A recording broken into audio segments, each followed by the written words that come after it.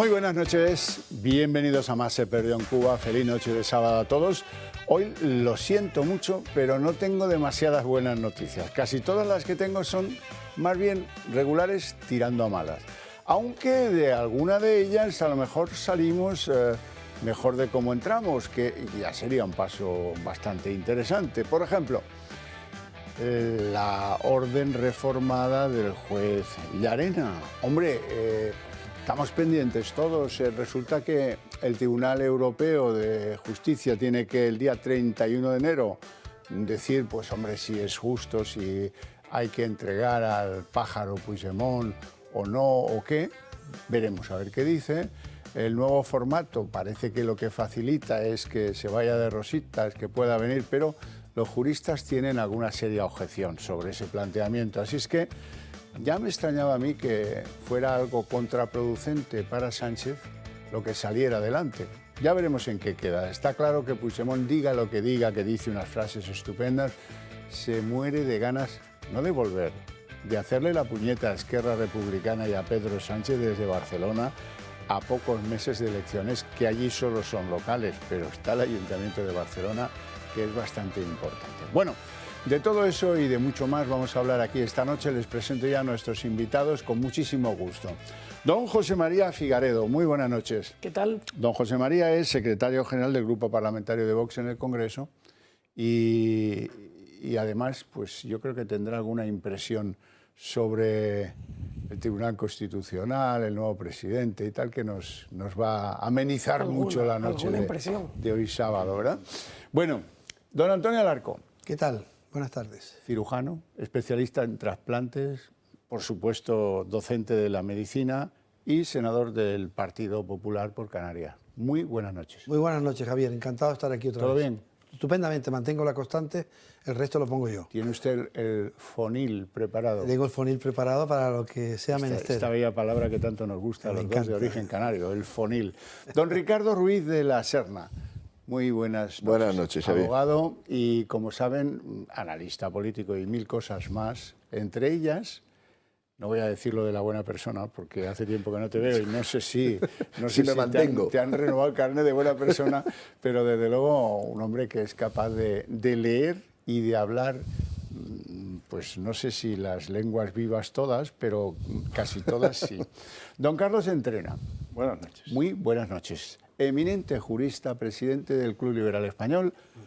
Usted se estrena hoy en Más se perdió en Cuba, yo creo. Sí, es la primera vez que vengo y pues sea muy bienvenido. Esperamos o algo de cabeza. Hoy los juristas tenéis aquí, pues yo creo que un gran aporte que hacer, porque, en fin, intentaremos ayudar a la comprensión del caso. Vamos al tajo. Con la capacidad docente que usted tiene, seguro que lo entendemos todos. El juez Llarena ha rectificado la orden retirando el delito de sedición contra Puigdemont. Es verdad que le queda la malversación, esto es cierto. Es verdad que se podía pretender un delito de desórdenes públicos grave, que dice Llarena en su razonamiento que como no existía en el momento en el que se cometieron estos hechos, pues es un poco ridículo pretenderlo ahora. Podría haberlo hecho, pero no lo ha querido hacer.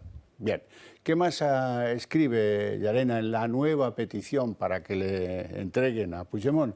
Pues escribe que, además de la malversación obvia y evidente, pues hay un delito de desobediencia. Bueno, con estas dos cosas veremos qué acaba pasando. Antes, yo creo que la secuencia lógica es que el Tribunal de Justicia de la Unión Europea, el 31, decida si es justo y conveniente la entrega a España. Otra cosa no se me ocurre.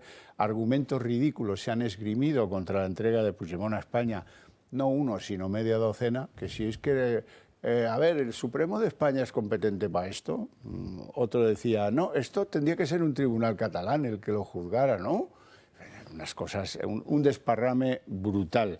Bueno, vamos a ver entonces cómo ha quedado la euroorden que perseguía a Puigdemont, prácticamente con un efecto muy reducido. Los independentistas catalanes cuentan las horas para el regreso del fugado Puigdemont. El delito por el que fue juzgado ya no existe en España. La sedición ahora ha sido sustituida por el de desórdenes públicos agravados. El juez Pablo Llarena, instructor del 1 de octubre, establece en su auto que se queda sin efectos la euroorden, pero mantiene la de búsqueda y captura por malversación y desobediencia, y lo mismo para los exconsejeros Comín y Puig. En el Partido Popular se ha mostrado muy críticos con que el expresidente fugado de la justicia española no vaya a responder ante el delito de sedición. Sánchez dijo que iba a traer a Puigdemont a España y ha cumplido. Ahora, no nos dijo de qué forma lo iba a traer.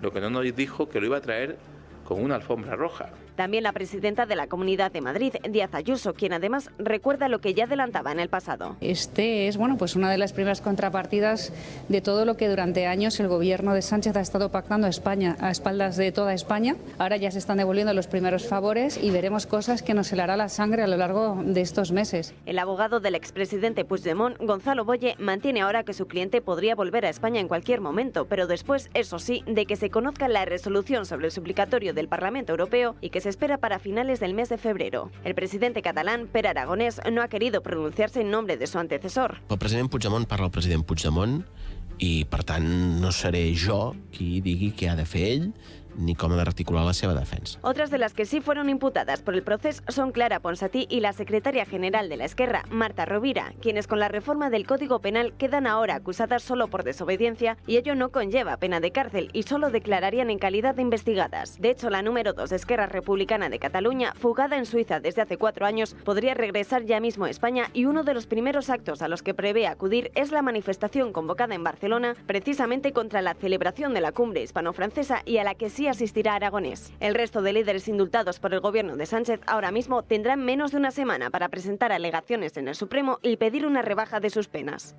Esto de la cumbre hispano-francesa del día 19 también es para, en fin, para reírnos un poco, si acaso, ¿no? Porque resulta que como Esquerra iba a estar en la calle protestando porque son un país y no son convidados a estas cumbres, pues Sánchez, que tiene un ayudante preclaro, Félix Bolaños, dice, no, ya lo sé, ya sé lo que hay que hacer. Invitemos a Aragonès. Aragonès va y acepta, pero ahora tienen a Aragonès pues molestando dentro de la cumbre y fuera a Oriol Junqueras protestando en nombre de Esquerra Republicana. Lo que se llama sorber y soplar al mismo tiempo.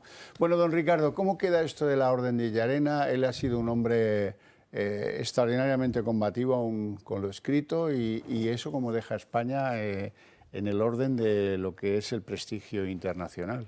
Bueno, es que el gobierno le había hecho ya tantos flacos favores a España que uno más es casi un clavo más en el ataúd de la credibilidad, ¿no? Recordemos que no era únicamente una cuestión de la euroorden, era también una cuestión de la posición de la Abogacía del Estado cuando informó a la Justicia Europea de que no presentaría cargos contra Puigdemont. Yo creo que aquí hay dos cuestiones, Xavi. Una estrictamente técnica, el delito de sedición se ha derogado tal como venía configurado y por lo tanto el juez no tiene otra posibilidad que aplicar la ley y retirar de la euroorden la sedición. Mantiene la malversación, porque dice que el enriquecimiento no es la única forma de cometer la malversación, sino que cuando se produce una disminución del caudal público, ya se da, con un fin ilícito, ya se da la malversación. Y luego hay una dimensión política, que a nadie se le escapa, que el gobierno está creando las circunstancias para una nueva tentativa golpista. No solamente con la derogación del delito de sedición, sino creando las condiciones para el regreso de todos los líderes. Sí, sí, esto además se lo va a encontrar Feijóo, así que eres del trono. Por cierto, don Carlos Entrena, vamos a ver, entonces, para que lo entendamos todos bien, lo que pasó el 1 de octubre, lo que vimos todos, el señor Puigdemont que iba al Parlamento de Cataluña y decía, declaro proclamada la República Catalana, eso queda sin castigo penal. Pues eso es lo que pretende Pedro Sánchez, pero yo creo que no lo va a conseguir. No lo va a conseguir porque la reforma que han hecho del Código Penal, derogando el delito de sedición y sustituyéndolo por otro, que como ha dicho bien Llarena, no tiene nada que ver con este caso, sí se mantiene el delito de malversación de fondos. Malversación de fondos que ahí ya van a tener en Europa que mirarlo con detalle cuando quieran poner algún obstáculo a la euroorden que va a presentar el juez Llarena en su momento, por lo que ahora vamos a comentar. Malversación de fondos es corrupción. es retirar dinero, fondos públicos y gastarlo en lo que a uno le da la gana, echártelo al bolsillo o gastarlo comprándote unos muebles, haciendo una fiesta o gastándotelo en, como lo hicieron aquí, en un referéndum, repartiendo papeletas por las casas, llevando cartas a cada uno de los miembros de las mesas electorales que habían designado, etcétera. Bueno, pues esos son esos gastos, que eso es malversación de fondos, porque no es un gasto necesario, ni legítimo, ni adecuado a la circunstancia, porque todo procede de un referéndum ilegal. Entonces, estamos en una situación declarado ilegal por el Tribunal Constitucional 27 veces, ya no vamos a decir, siempre estamos hablando de un acto sucesivo de desobediencia por parte del Parlamento, por parte del Gobierno y por parte de los consejeros o del Puigdemont. Siempre estaban las prohibiciones del Tribunal Constitucional y van desobedeciendo. Bueno, pues entonces estamos en presencia de una malversación de fondos cuando te gastas el dinero para eso. Y luego ha surgido, dice, el tema de la obediencia, desobediencia, pues evidentemente hay una desobediencia continuada a todas las órdenes, todas las providencias, todas las resoluciones que había ido dictando el Tribunal Constitucional. La sedición, ya nos vamos a olvidar de ello, a pesar de que el auto del juez Llarena es muy interesante. La verdad es que vale la pena que se estudie no solo en las facultades de Derecho, sino también de políticas, ¿no? Pues porque dice que la exposición de motivos utilizada ahí, lo que se invoca, pues es completamente errónea. Pues dice, pero si es que, ¿por qué dicen que el delito de sedición en el texto legal está mal redactado y que crea confusión y situación posible de ilegalidad y tal, de confusión? Dice, pero si solo se aplica una vez en el juicio del proceso, solo se ha aplicado una vez. Dice, y es que las penas no están homologadas, es que es un tipo no homologado y las penas no, dice, homologadas, y se remite al informe del Tribunal Supremo cuando se negó a informar positivamente a favor del indulto de los condenados. Dice, pero si en Alemania te pueden poner hasta cadena perpetua, si en Francia lo mismo, si en Italia lo mínimo son 12 años, y ahí hace una enumeración y dice, ¿cómo no? Es decir, que todo esto es un montaje de Sánchez para darle una amnistía encubierta a los golpistas. Es lo que se trata. José María Figaredo. Bueno, aquí lo que vemos al final es que el Partido Socialista lo que tiene es una necesidad clarísima de mantenerse en el poder como sea, pues van a aprobar unos presupuestos, para eso necesitan el apoyo evidente de los separatistas y para eso lo que están haciendo es vender España. Porque, perdón Carlos, disiento aquí en una cuestión, preguntabas Javier, dice, ¿va a quedar sin castigo esa declaración de independencia de Puigdemont? Sí va a quedar sin castigo, porque la declaración de independencia que podía encajar en el delito de sedición no encaja ni en los desórdenes ni en la malversación. Lo que es y esto puede pensar mucha gente que no, qué tontería. Bueno, es que es lo que es atacar la unidad del Estado, es lo que es atacar a lo que es el pilar fundamental de nuestra Constitución y de España, que viene de muchísimo más lejos de la Constitución, que al final es la unidad indisoluble de la nación española. Y eso es en lo que están... o sea, el Partido Socialista está vendiendo al final a España, está vendiendo la Constitución y está vendiendo unos bienes indisponibles que son al final, pues eso, esa herencia nacional que tenemos que en España. Y la están regalando para mantenerse en el poder 10 días. Es que no es más. Y eso, ese atentado contra la unidad indisoluble de la nación, por la cual estaba imputado Puigdemont y por la cual, bueno, estaba imputado, se le estaba reclamando y era precisamente esa declaración de independencia, eso va a quedar totalmente impune. Totalmente impune. La prueba es que, bueno, lo que están haciendo es preparar el camino para que Puigdemont vuelva justo antes, además, de las elecciones autonómicas y municipales en Cataluña, que es evidente lo que están haciendo es organizar la campaña electoral de los separatistas, o los separatistas se están organizando su propia campaña electoral con la connivencia de Sánchez. Y perdón, lo último, desde Vox hemos anunciado ya que vamos a presentar un recurso de inconstitucionalidad contra esta modificación del Código Penal que se ha saltado todos los límites parlamentarios establecidos, por un lado, y por otro lado una querella contra el propio Sánchez, porque al final está preparando, está llevando a cabo los actos preparatorios para un delito gravísimo contra el Estado, que es no solo la sedición, la rebelión. Don Antonio Alarcón. Hombre, evidentemente, entre tres juristas, un cirujano, bueno, aplicaré el sentido común porque yo hago política como pero, seriamente. No hago otra cosa. A veces bien, a veces regular, pero nunca negligente. Si el derecho no tiene sentido común, no es derecho ni es nada, y yo, como tengo sentido común, creo que puedo hablar de justicia, de derecho, con todo el respeto. Esas 71 páginas del juez Llarena, yo creo, no las he leído, porque no las he leído, lo he visto transversalmente y yo creo que deben de estar en las facultades, sin duda, de ciencia política y de derecho. Creo que tenemos una justicia buena en España, creo que tenemos unos magistrados muy buenos. Y Llarena, por su trayectoria, no porque lo diga yo, ha demostrado que no tiene fallidos. Tiene dictámenes jurídicos científicos aplicando leyes y aplicando su preparación. Yo creo que esto le ha salido muy mal, de verdad. Esta reforma solamente se ha hecho ad hoc para blanquear algo delictivo seguro, porque el Supremo lo ha dicho, que se ha hecho en Cataluña no por los catalanes, sino por una minoría de catalanes que gobernaban. Y eso es lo que ha ocurrido. También es verdad que para incluir o delinquir hay que ser moderadamente inteligente. Y no está siendo inteligente ni para transformar. El hecho de la homologación a Europa es una falacia más, una mentira más, que le intenta dar apoyo. Como Europa es distinta, vamos a ponerlo igual que Europa. Eso es falso. Solamente se está haciendo para dejar libre a alguien que ha sido condenado por el Supremo, y creo que el Supremo español y la Sala de lo Penal es muy contundente y no se ha confundido. Otra cosa es que los políticos, que las Cortes, con una mayoría determinada, apruebe un cambio de un código penal que, por cierto, nadie lo había pedido y que sale exclusivamente para arreglar el tema de los condenados en Cataluña. Bueno, yo le voy a llevar la contraria, pero un poquito, solo un poquito, con todo cariño. Dice usted la enorme calidad de los jueces en España. Bueno, pues yo voy a ponerme un poco borde ahí, porque, verá, ¿usted se acuerda de la ensoñación? Sí, sí. El que escribió lo de la ensoñación.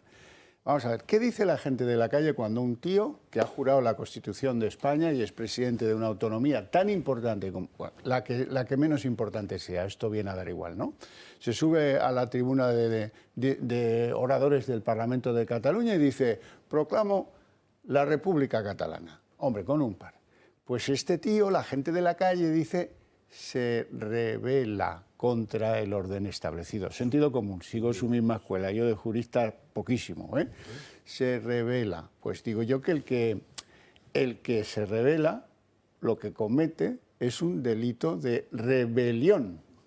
Lo que pasa es que el Código Penal, cuando habla de rebelión, pide violencia, la utilización de violencia. Bueno, pero que la hubo. Que la hubo, pero la hubo. Y así lo mantuvo la Fiscalía y lo mantuvo pues algunos partidos que estaban allí. O sea, la hubo. Pero el Tribunal Supremo a lo mejor se achicó en ese momento, sacó la ensoñación. Entonces el juez ya no era tan bueno, ¿eh? Sí, se achicó. Estamos hablando de una sala. Y se refugió en la sala. Son más de uno, o ya me está dando más de la razón. uno, son 7, eran 7. Por eso. Sí. Se fue a la sedición. Pero aquí lo que tenemos que entender son varias cuestiones. Porque esto, a ver, es una situación muy compleja, la situación de la judicatura en España. Pero para empezar a hablar, lo que hay que pensar es en la independencia de los jueces. Un juez no puede dictar una sentencia en conciencia si su cargo, su puesto, su carrera profesional depende de que lo haga o no lo haga. Eso es evidente. Entonces, lo que vemos es que en España tenemos un sistema que está cada vez más tomado por los políticos. Entonces, y la prueba es que ahora, bueno, lo que se ha introducido es un sistema de modificación de los nombramientos de los miembros del Consejo del Poder General del Poder Judicial, que a su vez nombran a 2 de los miembros del Constitucional, que está totalmente politizado. La prueba es que, oiga, que el gobierno, entre sus candidatos, ha nombrado al que fuera el fiscal general de Zapatero. Sí, es que lo han colocado ahí. Y lo que no se explica es que en esa situación de una judicatura a la cual no se permite actuar con imparcialidad, el Partido Socialista es el que está orquestando todo esto, pero se supone que el Partido Popular, que estaba luchando contra esto, empieza a retirar todas las reclamaciones que tenía planteadas contra esto en Europa. Y empieza a decir que lo que antes iba a impugnar y atacar, de repente ya no lo va a impugnar y atacar, ya va casi que a avalarlo y casi que va a permitirlo. Porque al final, con lo que nos encontramos es con que en origen la judicatura en España estaba diseñada como un tercer poder que se elegía y se regulaba a sí misma, pero entre PP y PSOE han ido descuartizando esa independencia, poquito a poquito, hasta llegar a donde estamos. Y sí, eso fue así, porque la prueba es que el sistema de modificación, la modificación del nombramiento de los jueces la introduce Felipe González, y después de eso llegan tres mayorías absolutas del Partido Popular en las cuales se podía haber modificado, y no se hizo. Y no se explica el porqué. Ahí estamos mezclando un poco todo. De todas maneras, vamos a hacer una pausita de publicidad, que esto lo marca el reloj, y a la vuelta le doy la palabra. Encantado.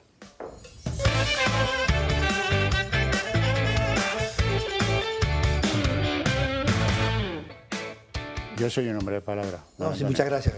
Sé que eres un hombre de palabra. Bueno, vamos a ver, espero llegar a combinar entre nosotros que los jueces en España son unos profesionales bien preparados, mayoritariamente, que actúan bien.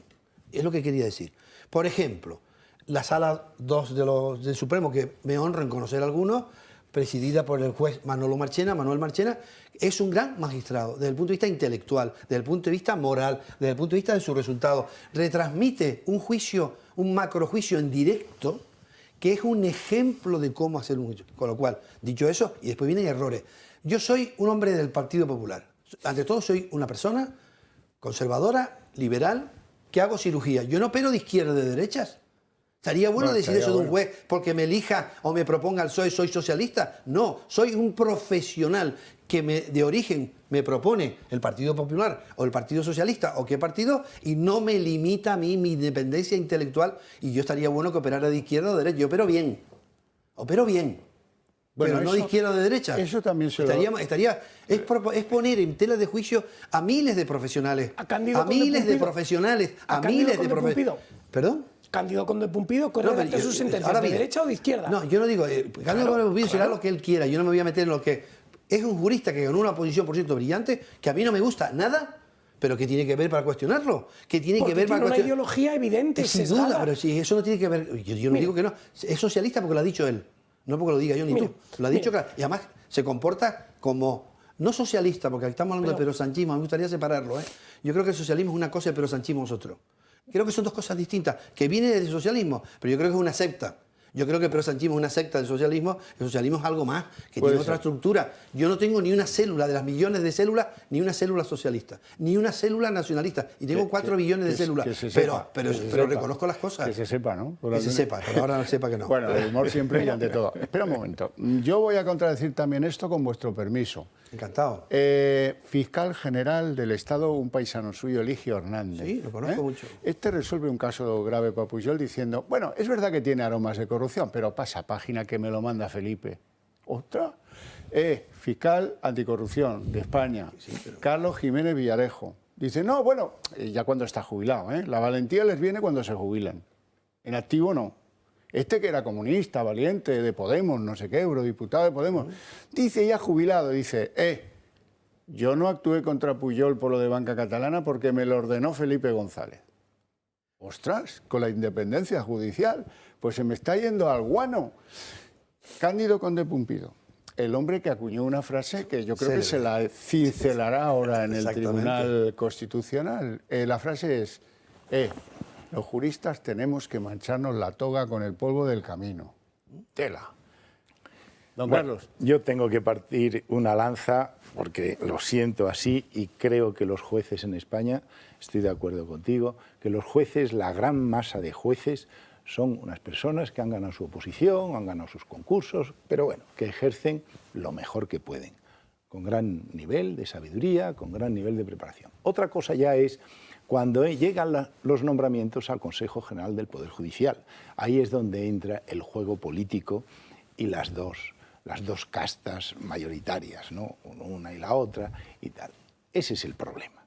Por eso nos están diciendo en Europa, y antes lo comentabas, José María, que tenemos que volver al espíritu de la Constitución del 78, que organiza por un régimen mixto el Consejo General del Poder Judicial.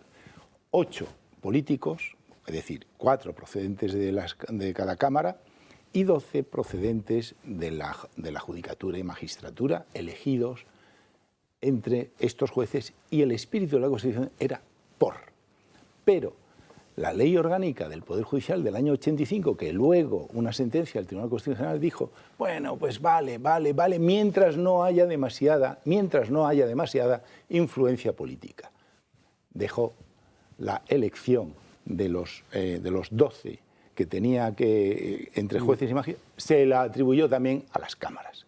Ese fue el problema. Y eso es lo que nos están diciendo en Europa, el Reynolds y todo esto. Oiga, ustedes tienen que respetar esto. Que ayer, precisamente, creo que la ministra de Justicia, ayer estaba por Bruselas, en el Parlamento, en donde la pusieron fina, diciendo varias cosas, y que el Partido Socialista iba a defender el sistema político de nombramiento de los vocales del Consejo General del Poder Judicial, de donde salen los altos magistrados. Y eso es lo que hay que cambiar. Y el Partido Popular y el Partido Vox y el partido que sea, de centro-derecha, de juristas o con unos principios jurídicos, tienen que darse cuenta que el Poder Judicial tiene que ser independiente. Y eso es lo que estamos consiguiendo. Estoy de acuerdo, estoy totalmente de acuerdo, y el Partido Popular debería haberlo cambiado cuando pudo hacerlo y no lo hizo, y no sabemos muy bien por qué decidió no hacerlo. Pero es que vamos a más. Yo te lo explico fácilmente. Aquí, perdón un segundo, porque sí, es que hay que entender varias cuestiones. Dice, grandes profesionales en la judicatura, en la medicina. Sí, grandes profesionales, pero si es que si calculamos la media de sentencias que se dictan en España por juez, estamos hablando de que son en torno a 400 y pico, 500 sentencias. Es que es imposible que ningún profesional de la justicia esté dictando a una sentencia por día, sin contar días de vacaciones ni fines de semana. Es imposible. La medicina, hablan grandes profesionales de la medicina, sí, contratados con contratos temporales, en fraude de ley, y eso sucede en todas las comunidades autónomas, desde las del PP a las del PSOE. Y lo que pasa aquí, no, pero es que esto tenemos que entenderlo. Son independientes, son muy independientes, son grandes profesionales, están infrapagados, contratados en régimen totalmente incierto. Sí, es que eso sucede, y eso pasa por los sucesivos gobiernos que lo han ido permitiendo, patada para adelante. Se han ido gastando los dineros públicos en tonterías ideológicas, unas detrás de otras, en marketing y publicidad. José María, a lo mejor, a nivel político, es para un poco darle énfasis a lo que estás diciendo, a lo mejor esto es una política consciente de no convocar oposiciones a jueces para que la gente se presente después de haberse estudiado su Código Penal, su Código Civil y todas las leyes que se tienen que saber. Sí, pero yo a lo que voy, perdón un segundo, porque es que por un lado están los grandes profesionales, son grandes profesionales, pero dos pilares fundamentales del Estado, que son el Estado del Bienestar y por otro lado la Judicatura, están absolutamente maltratados por los políticos. Eso por un lado. Y por otro lado, el sistema judicial... Tú maltratas a alguien y tú eres político, ¿no? Yo soy político y no maltrato a nadie. No personalmente. Los partidos que han gobernado España. La prueba es que ahora, la prueba es que ahora en lugar de convocar o convertir a los interinos en como tiene que hacerse, lo que están haciendo es convocarse a marchas forzadas, procesos María, totalmente maltratado. Yo creo que está mezclando. Basta con preguntar a cualquier profesional de la Judicatura o de la Sanidad. Están absolutamente faltos de medios, de los principios fundamentales que tendrían que regir estos puestos de trabajo. Y por otro lado, las capas altas de la Judicatura están absolutamente politizadas. La evolución de los jueces que están ya en, Tribunal Supremo, Tribunal Constitucional, depende absolutamente del sesgo político que tengan. Y lo último, dicen cuando no tengan demasiado sesgo político.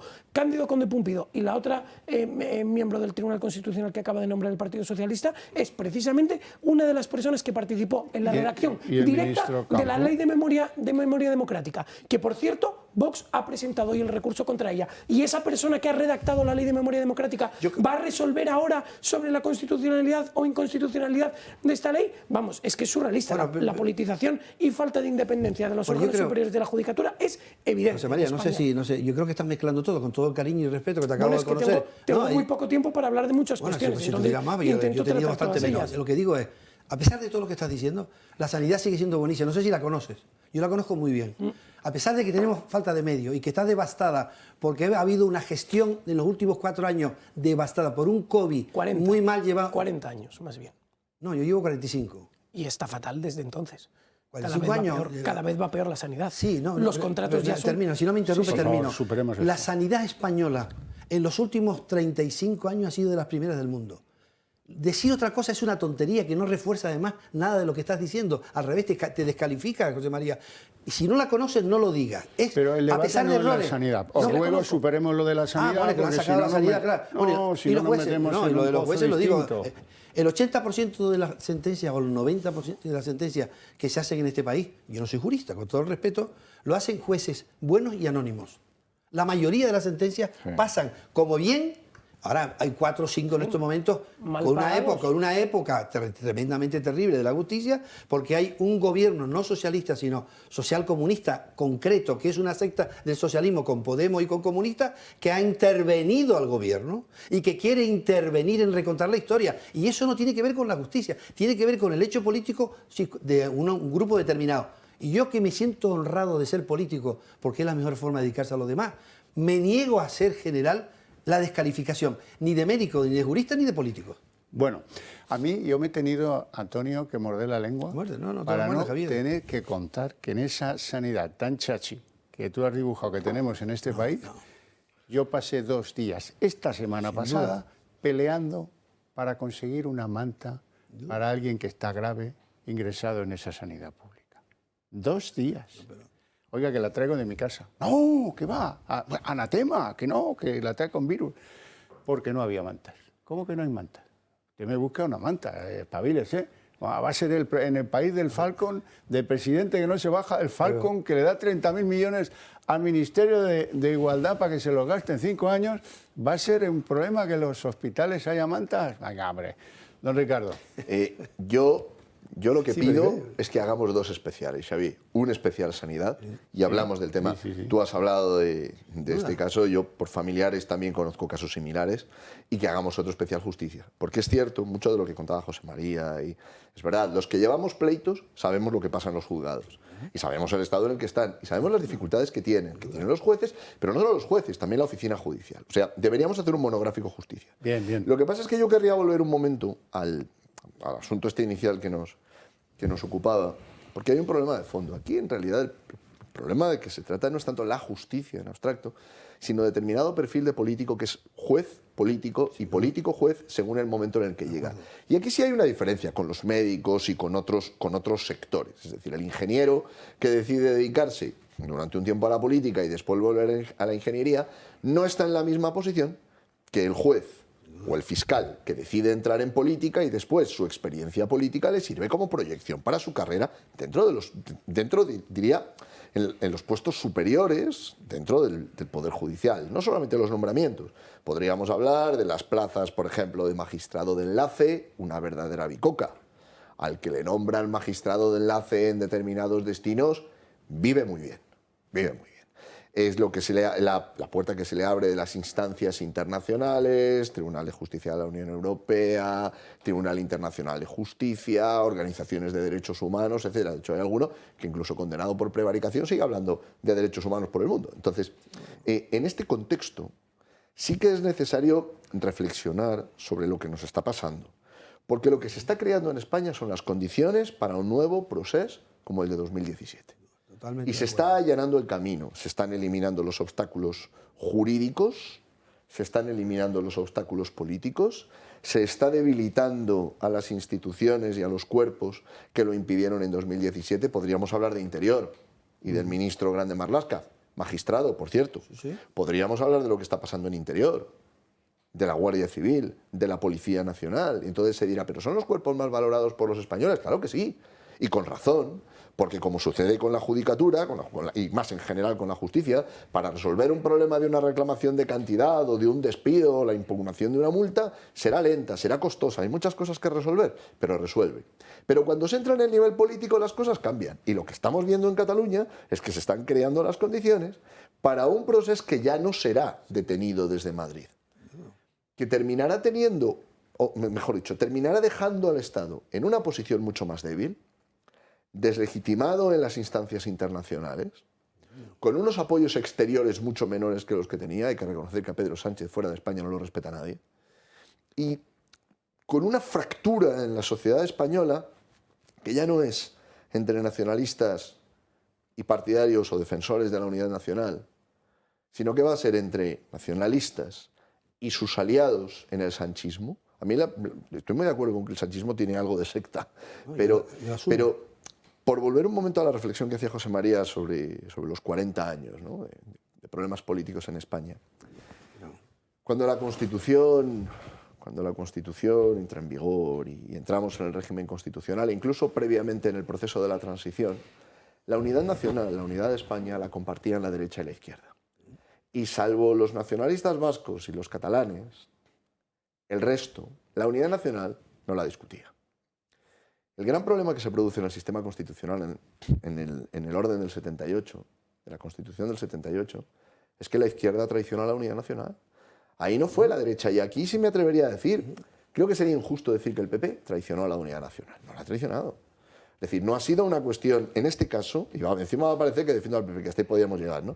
Pero no es una cuestión... No pasa nada, ¿eh? No, pero quiero decir que no es una cuestión de partidos. Que la derecha y la izquierda tenían un punto en común, que era la aceptación de la unidad nacional. Los españoles en general. Claro. Esto es lo que se rompe. César Alonso de los Ríos, que fue contertulio en este programa muy querido, tenía un libro precisamente que era La izquierda de la nación, donde explicaba este problema. Sí, señor. Y la traición de la izquierda a la unidad nacional. Y en estas estamos, porque el sanchismo es hijo directo de esa traición. Bueno, yo quiero ahondar en cómo deja las cosas la relación de Sánchez con los independentistas, toda esta suerte de favores que les viene haciendo, toda esta serie de rebajas de contenidos penales de sus actuaciones. Pues lo dejan que los otros quieren más, pues lo de siempre. ¿Y qué quieren ahora? Quieren que pues se les considere exonerados de cualquier responsabilidad, que les liberen de las inhabilitaciones y en el fondo diciendo que lo van a hacer de nuevo. En apenas unas horas será efectivo el fin de la sedición, pero también la rebaja por delitos de malversación. Los socios independentistas de Sánchez cuentan ahora los minutos para pedir la revisión de sus condenas. Félix Bolaños, ministro de la Presidencia, ha sido contundente con la idea de que los líderes del proceso tengan vía libre para pedir la rebaja de sus penas. Bueno, es lógico que los abogados de los condenados pidan la revisión de la condena, incluso que pidan la libre solución, ¿no? Lo raro sería lo contrario. Pero no ha sido el único. Miquel Iceta, ministro de Cultura, también defiende esta idea. Todo el mundo tiene derecho a reclamar si considera que la sentencia, aplicando la nueva regulación, podía serle más beneficiosa y por lo tanto hemos de ser muy respetuosos. Y ya lo advirtió el Partido Popular, que el cuentagotas de las peticiones de revisión de penas a condenados por corrupción sería tan escandaloso como lo que ya se ha visto con la ley del solo sí es sí. Y lo del caso Aquamed es solo el principio. Las defensas de los líderes del proceso, como Oriol Junqueras o Joaquín Forn, ya han avanzado que plantean una acción legal ante el Tribunal Supremo para reclamar que dicte una nueva sentencia absolutoria. Y van un paso más allá. Pretenden que se extinga su responsabilidad penal del delito cometido y supriman sus penas de inhabilitación. El proceso independentista no ha terminado y los intentos de Sánchez por blanquearlo tampoco. El próximo 19 de enero, el Ejecutivo ha trasladado a Barcelona la próxima cumbre hispano-francesa. Sánchez compartirá pantalla con el francés Emmanuel Macron, pero también con el presidente catalán Pere Aragonés. Su partido, que ha preparado una manifestación en contra de la celebración de la misma cumbre, se jacta ahora de que su presidente, el mismo Aragonés, como representante de lo que denominan país, es decir, Cataluña, no va a ceder pasos en falso ante el gobierno de España en su camino hacia la separación del territorio nacional. Esto es muy interesante, porque resulta que tanto favorecer, pues a Puigdemont ahora le toca el bingo y la línea, las dos cosas a la vez. Y los que se asustan son los de Esquerra, porque esto es un trueno en Cataluña si este hombre vuelve y empieza a hacer política. Entrena. Bueno, Sánchez lo que hizo fue un pacto con los de Esquerra y con toda la izquierda para conseguir el poder.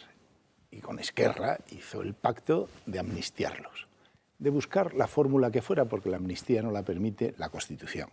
Entonces, después de la sentencia condenatoria, de estos que habían estado en el golpe de 1 de octubre del 17 en Cataluña y habían declarado unilateralmente la independencia en aquella forma que duró 56 minutos, de una forma así confusa, quieren la amnistía. Le dio el indulto y quieren la amnistía. La amnistía y el referéndum de autodeterminación. Y quieren la amnistía. Y le ha cambiado el Código Penal y ha suprimido el delito de sedición. Y lo de la malversación, pues no lo han redactado bien, porque... Y ahora siguen con el tema de la malversación, porque, claro, ellos dicen, por supuesto que los abogados tienen derecho y los condenados a solicitar que se le apliquen las ventajas derivadas del nuevo Código Penal. Por supuesto que lo pidan, pero no se lo van a poder dar, porque tal y como está redactado la malversación de fondos de caudales públicos, pues no se lo van a poder dar. Y la desobediencia, lo mismo. Al final, ¿qué es lo que ocurre? Que el pacto político de Sánchez con los de Esquerra para darle la amnistía lo va haciendo a base de parches tal y como va pudiendo y no va a poder cumplir en su totalidad su pacto, que su pacto era limpiarles, darle la absolución, como dicen ellos, que es una amnistía. Eso es lo que ellos quieren. Y jurídicamente pues no van a poder hacerlo de momento. Carlos, perdón, porque hay un detalle que puede ser o no, pero yo creo que es intencionado, y es que hay que entender que entre Esquerra y Junts per Cat, que es Puigdemont, hay una pelea tremenda. Entonces, al final tenemos a dos partidos independentistas, uno de derechos, una de derechas y otro de izquierdas. Ahora en Cataluña gobierna Esquerra y es el que parece que va creciendo. Sin embargo, Puigdemont, que es la cara más visible del independentismo y como la víctima y tal, es de Junts per Cat. Entonces, si hubiesen limpiado de polvo y paja el ordenamiento jurídico y Puigdemont pudiese venir a regresar a España, de repente el ídolo estaría disponible para presentarse a las elecciones. Y eso a Esquerra la pondría en un problema. El irredento. Claro, entonces ahí es posible que a lo que estén jugando es a una forma de intentar que los líderes independentistas de Esquerra que no están... O sea, hacer un tejemaneje para que todos queden más o menos libres, pero que Puigdemont no pueda regresar... Me parece demasiado fino. Demasiado fino. Para eso hay que ser inteligente. Sí, estos son y eso no está al alcance sino de los inteligentes. Sí. Y la inteligencia no se puede comprar, ni se adquiere con votos. Un tonto con votos es un tonto legítimo. No deja de ser tonto. Pero es que esto se está demostrando ser bastante inteligentes. Yo termino. Primero, cuando uno habla de Cataluña y los catalanes, eso no es verdad. Cataluña y los catalanes no es independentista en el 52% y ha subido 2 puntos. Luego vamos a empezar, los que estamos en medios de comunicación... tú estás en el medio completo, pero los que venimos invitados, encantados, yo tengo un cuidado exquisito. Los socialistas no son todos iguales, los comunistas no son todos iguales y los políticos tampoco. Y es verdad que los catalanes ha subido 2 puntos que no quieren ser independientes, porque el catalán, el que nace en Cataluña o vive en Cataluña, es activo, proactivo, mayoritariamente, muy moderno, era por lo menos. ¿Y qué está en manos? En manos de un gobierno que no está haciendo lo que está haciendo. Y por cierto, perdóname Javier, termino, todo lo que está haciendo alguien que no tiene ningún factor inhibitorio, y lo voy a repetir todas las veces que me lo permita, este gobierno no tiene factor inhibitorio ninguno. Y el mayor factor inhibitorio que se conoce de la persona es la vergüenza, no tiene ninguna vergüenza. Con lo cual está perdido ahí. Ha hecho algo que lo podía haber hecho supuestamente mejor si hubiera consultado a los órganos preceptivos para consultar, aunque no sean vinculantes, que están hechos para eso y que está revestido de gente profesional como el Consejo del Estado. No los consejeros del Consejo de Estado que son políticos, no. Los que tienen la oposición más importante que yo conozco, y yo soy un opositor nata, y yo no creo que haya ninguno más importante que el Estado, Consejo del Estado, 442 temas, muy difícil. Y no lo consulta al Poder Judicial, que también es gente de ellos. No consulta a nadie, a la universidad, ¿no? Lo cambian y lo cambian. Lo cambia un fin de semana, partido de fútbol o un puente largo. Todo esto es muy burdo y no nos pueden pedir a las personas que somos normales, que no decir que esto no lo veamos y no tiene nada de sentido común. Entonces es muy burdo y fracasará. Ricardo. A mí me parece, Xavier, que hay 2 problemas aquí entrelazados. O sea, uno es que el nacionalismo catalán tiene diversas tendencias enfrentadas entre sí, pero todas ellas comparten 2 objetivos. El primero es romper la unidad nacional, el segundo es hacerse con el poder en la Cataluña que pretenden independiente. Una Cataluña hipotéticamente independiente sería una Cataluña dividida, fracturada entre estas facciones, pero que comparten todas ellas el objetivo de la ruptura de la unidad nacional. Luego creo que hay otro problema. Pedro Sánchez ha vinculado su futuro político en la política nacional a Cataluña y en particular a que el apoyo de los nacionalistas catalanes le dé una victoria en las generales. Y a cambio de eso está dispuesto a lo que sea. Esto va a tener dos consecuencias para el resto de España. La primera va a ser la alienación de parte de los socialistas. Y antes, cuando has dicho lo de los factores inhibidores, es verdad. Ellos están dispuestos a que una parte del votante, del electorado tradicional socialista, les abandone y se vaya a otro sitio, o a la abstención, o a otros partidos. Lo segundo interesante es que ellos han asumido un camino de no retorno. Es decir, esta traición a la unidad nacional no tiene vuelta atrás. El Partido Socialista, que tantas veces se recuerda y que algunos lo echan de menos, algunos entre los cuales no estoy yo, pero el Partido Socialista de la época de la transición, se habla de Felipe González, que claro, Felipe González comparado con Pedro Sánchez pues tiene ciertas diferencias, ¿no? Pero ese Partido Socialista ya no existe, se terminó. Esa idea que a veces se escucha en los medios de comunicación y en los foros políticos, ¿no? Decir, no, tiene que haber una izquierda que defienda la unidad nacional. Quizá exista, yo no la conozco, quizá exista, pero desde luego no está en el Partido Socialista, ni va a salir del Partido Socialista. Y casi me atrevería a decir, los postulados que ha abrazado hoy la izquierda global son postulados más bien globalistas, es decir, enemigos o antitéticos de las unidades nacionales. Por eso yo creo que esto va a tener una evolución terrible, Xavier. Vamos a terminar viendo escenas como las que vimos en 2017 con un Estado mucho más débil. Porque luego yo creo que la reacción de Mariano Rajoy fue tibia, pero hubo una reacción. Es decir, sería injusto decir que no se hizo nada. Yo creo que se tenía que haber hecho mucho más. Es verdad que una de las medidas que hubieran podido funcionar mejor para hacerle frente al golpe de Estado de 2017, que era la intervención de TV3 y de la Corporación Catalana de Medios, la detuvo el Partido Socialista y la impidió el Partido Socialista. Claro, por esto hubiera salido 151. Sí, pero quiero decir que hubiera sido menos tibia con esa medida. Y esa medida la impidió el Partido Socialista, que nunca pierde ocasión, nunca pierde ocasión de digamos, rebajar la dureza con la que se afronta al nacionalismo. Pensemos que no es que la evitó el Partido Socialista, sino que el PP quería sacar la medida con el voto del Partido Socialista, porque el PP podría haber forzado para sacar la aprobación del 155 sin el voto del socialista. Sí, porque tenía la mayoría en el Senado. Sí, claro que tenía una mayoría absoluta, como siempre sucede. Ya sabemos todos. Pero le temblaron las cachas al Partido Popular, le temblaron las cachas, la tibieza, blandeando en tablas. Estoy de acuerdo contigo. Hablar en nombre de los demás. ¿Cómo que la tibieza? Yo estaba allí. ¿Qué tibieza? No es nada malo intentar sacar por primera vez en la historia de la democracia reciente española, que por cierto ha puesto a este país, ha hecho crecer a este país como nunca en la historia, y no lo decimos. ¿Pero quién? La democracia. La libertad y la democracia, que yo luché por ella, tú no habías nacido, con todo el cariño, te tengo envidia, no es otra cosa, no te estoy criticando. Luchamos por la libertad. Es bueno que sea así, que se haga, y que se haga bien. Y era muy bueno que haya acuerdos para el 155, artículo que no está desarrollado, y que habrá que desarrollar, porque nadie pensó... Sí, para la próxima vez. No digo que habrá que desarrollar porque... porque yo, si quieren, bromeamos, yo encantado, porque además me gusta el humor, porque el humor es algo muy importante. Digo que no se ha desarrollado y había que sacar con el máximo consenso posible. Eso no significa flojera ni debilidad. Llamar débil... Bueno, yo no pido que estés de acuerdo. Lo que pido es que no llames débil sin saberlo. Sí, eso es injusto. Es injusto siempre. Es que buscar el consenso como fin en sí mismo, es que eso no tiene ningún tipo de virtud. El fin era aplacar la democracia es consenso. La democracia es consenso. No es consenso. Vamos a discutir, pero después de la publicidad. Encantado, don Javier.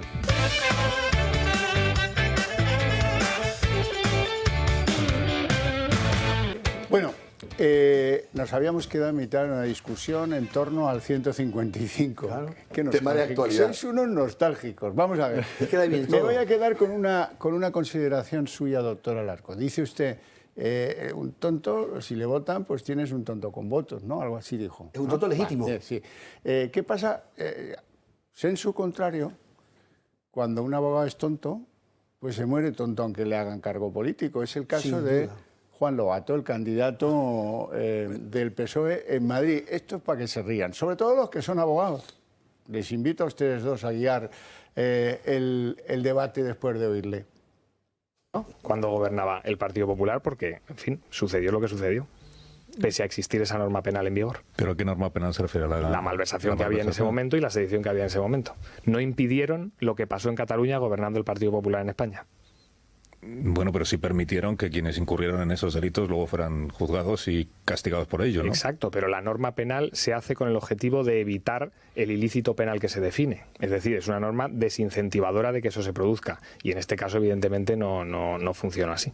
Ya, bueno, pero es como si me dice usted que el Código Penal que castiga el homicidio no impide que se produzcan homicidios en España todos los días. Exacto, y está muy bien penado el homicidio. Pero no por eso derogamos el delito de homicidio. Por eso digo que está muy bien mantener la pena de malversación, que en este caso que me ponías como ejemplo se podría aplicar con perfecta contundencia. Pero se ha rebajado la pena de malversación, se ha rebajado para estas personas porque no se lo llevaron a su casa, sino que solo lo dedicaron a intentar tumbar la Constitución.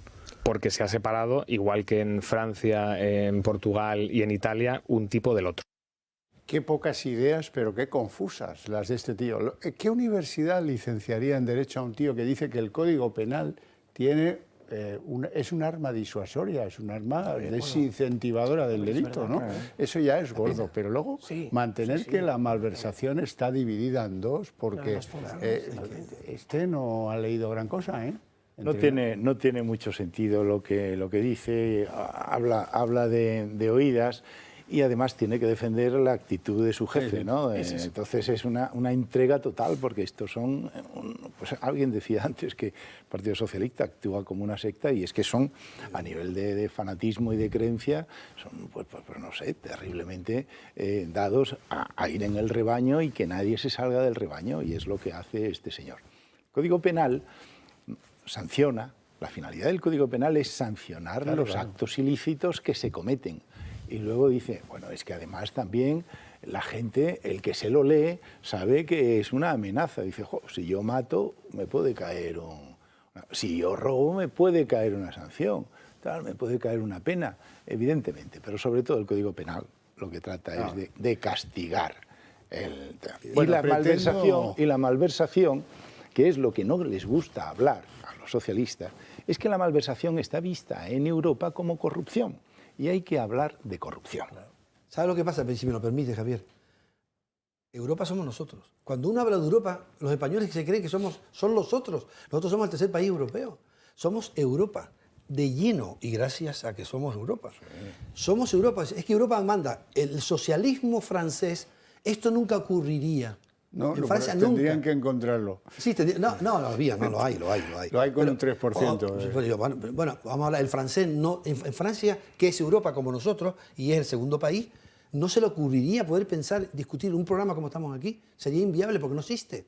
No puede existir. Nadie entiende en Francia que pueda hablar de un sector que se quiere separar de esta manera. No lo entienden. Y es Europa, y es el segundo país. Con lo cual, creo que estar en Europa nos viene muy bien, de verdad.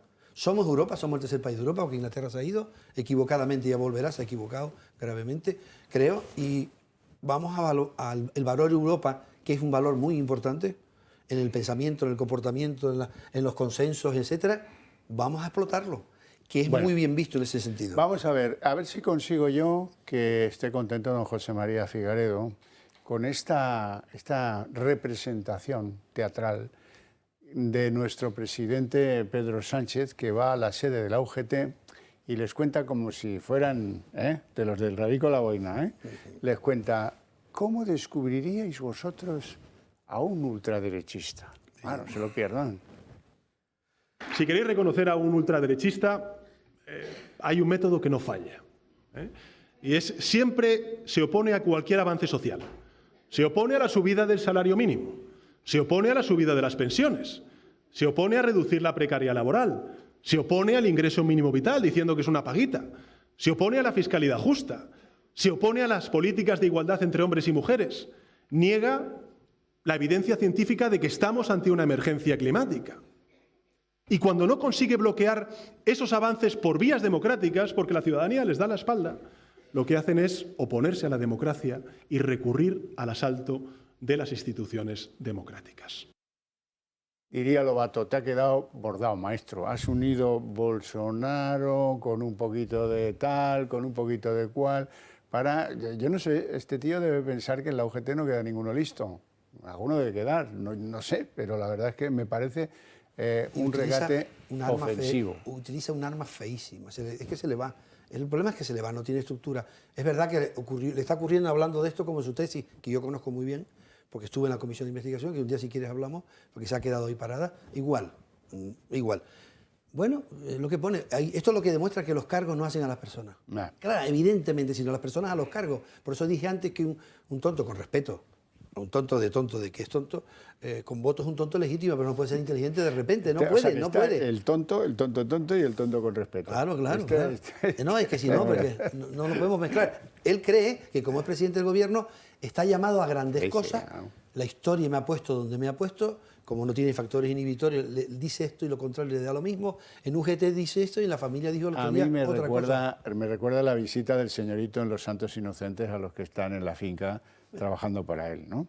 Pero bueno, ahí se lo lleven los sindicatos de clase. José María.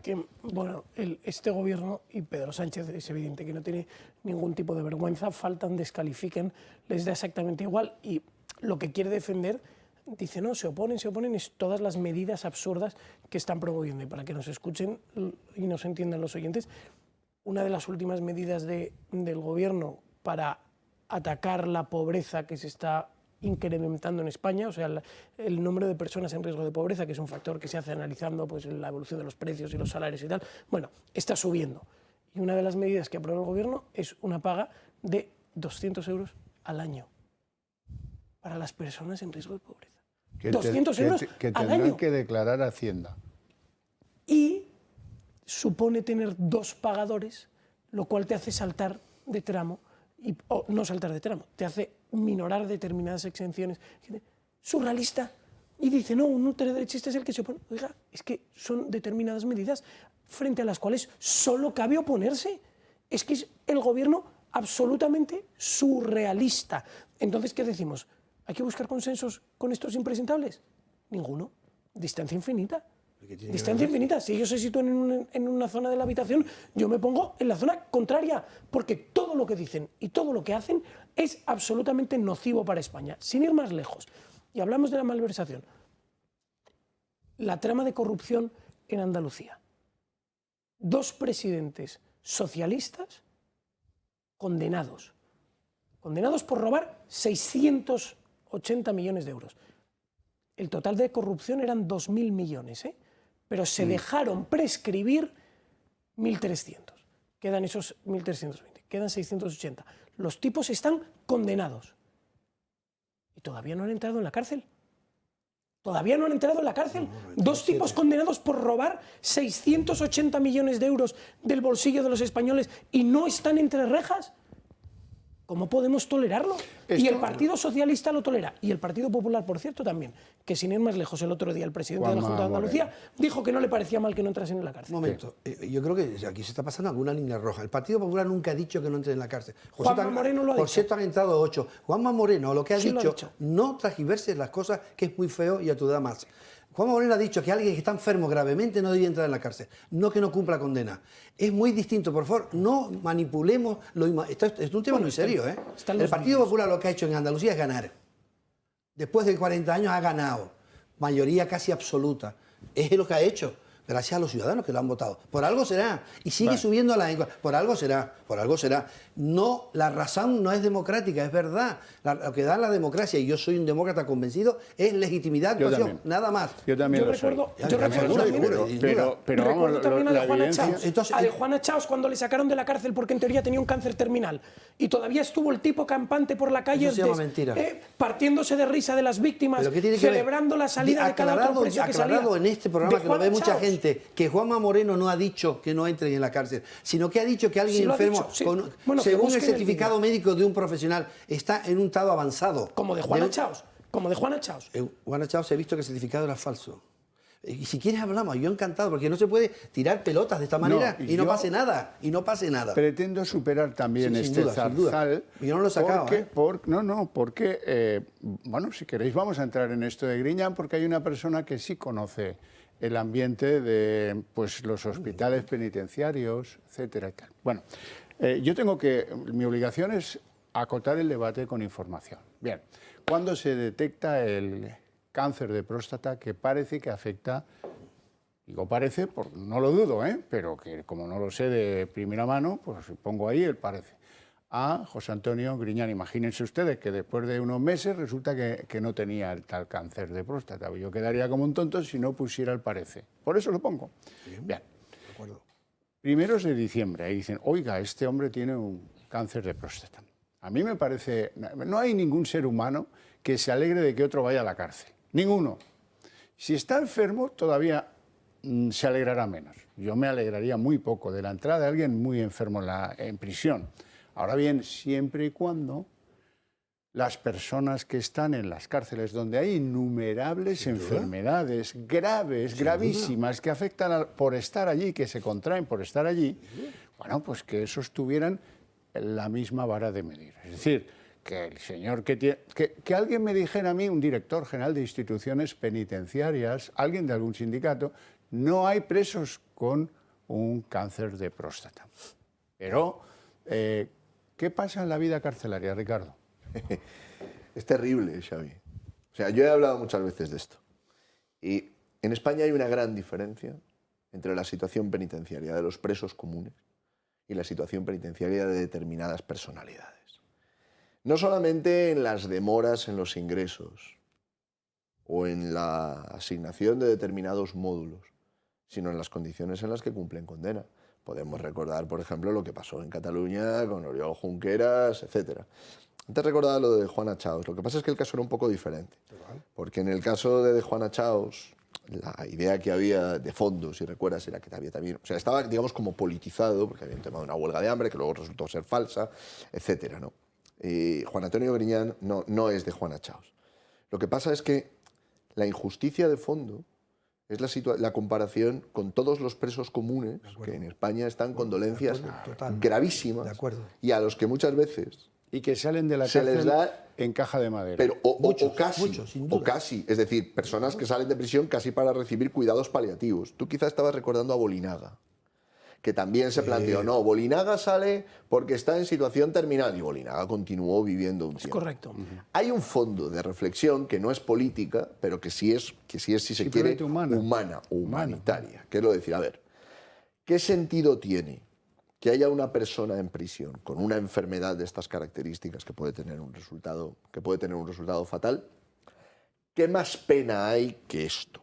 Y creo que este debate es legítimo plantearlo. Creo que es legítimo plantearlo. Pero sí, o todos o ninguno. Esta es la cuestión. Ahí está la porque lo que Tiene termina que ser pasando en de igualdad. España es que si alguno de nuestros espectadores tiene la inmensa desgracia de tener un familiar en prisión, y en España es mucho más fácil terminar en prisión de lo que la gente piensa. Sí, sí. O sea, en España puedes terminar en prisión por muchas cosas que cuando se las cuentas al cliente o cuando se las cuentan a los ciudadanos, dice, ¿cómo está el cliente? Sí. Ese mito, por ejemplo, de que con una condena de 2 años y sin antecedentes seguro que no entras en prisión, hace mucho tiempo que se vino abajo. Depende mucho del juez y de los términos de la condena. En España puedes terminar en prisión hasta por vender DVDs en el Top Manta, lo que se llama el Top Manta. Y terminas en prisión porque, por ejemplo, en España se paga con prisión por los días de multa que no has podido abonar. El caso es que, planteado en estos términos, claro que hay una reflexión que hacer. Pero el argumento de decir, oiga, es que me puedo morir, claro, y hay muchísimos presos comunes en España que están en la misma situación. Permítame, tampoco me gusta el argumento de la forense, que firma el informe que da pie a que ahora todos piensen que no está muy bien que no entre en prisión. El argumento de la forense es, hombre, este señor donde mejor está es con su familia. No, eso no. Eso no, porque eso... Y los que están dentro no están mejor con su familia. ¿Qué argumento de forense es este? Pero, Javier, un forense tiene que dar argumentos clínicos. Solo. No psicológicos. No ético-morales. Ya sé que estará mejor con su familia. Nos ha apañado, claro. Como lo de todos los presos, que presos están, pero que están malitos y que tienen enfermedades graves. Créanme que hay muchísimos con enfermedades muy graves.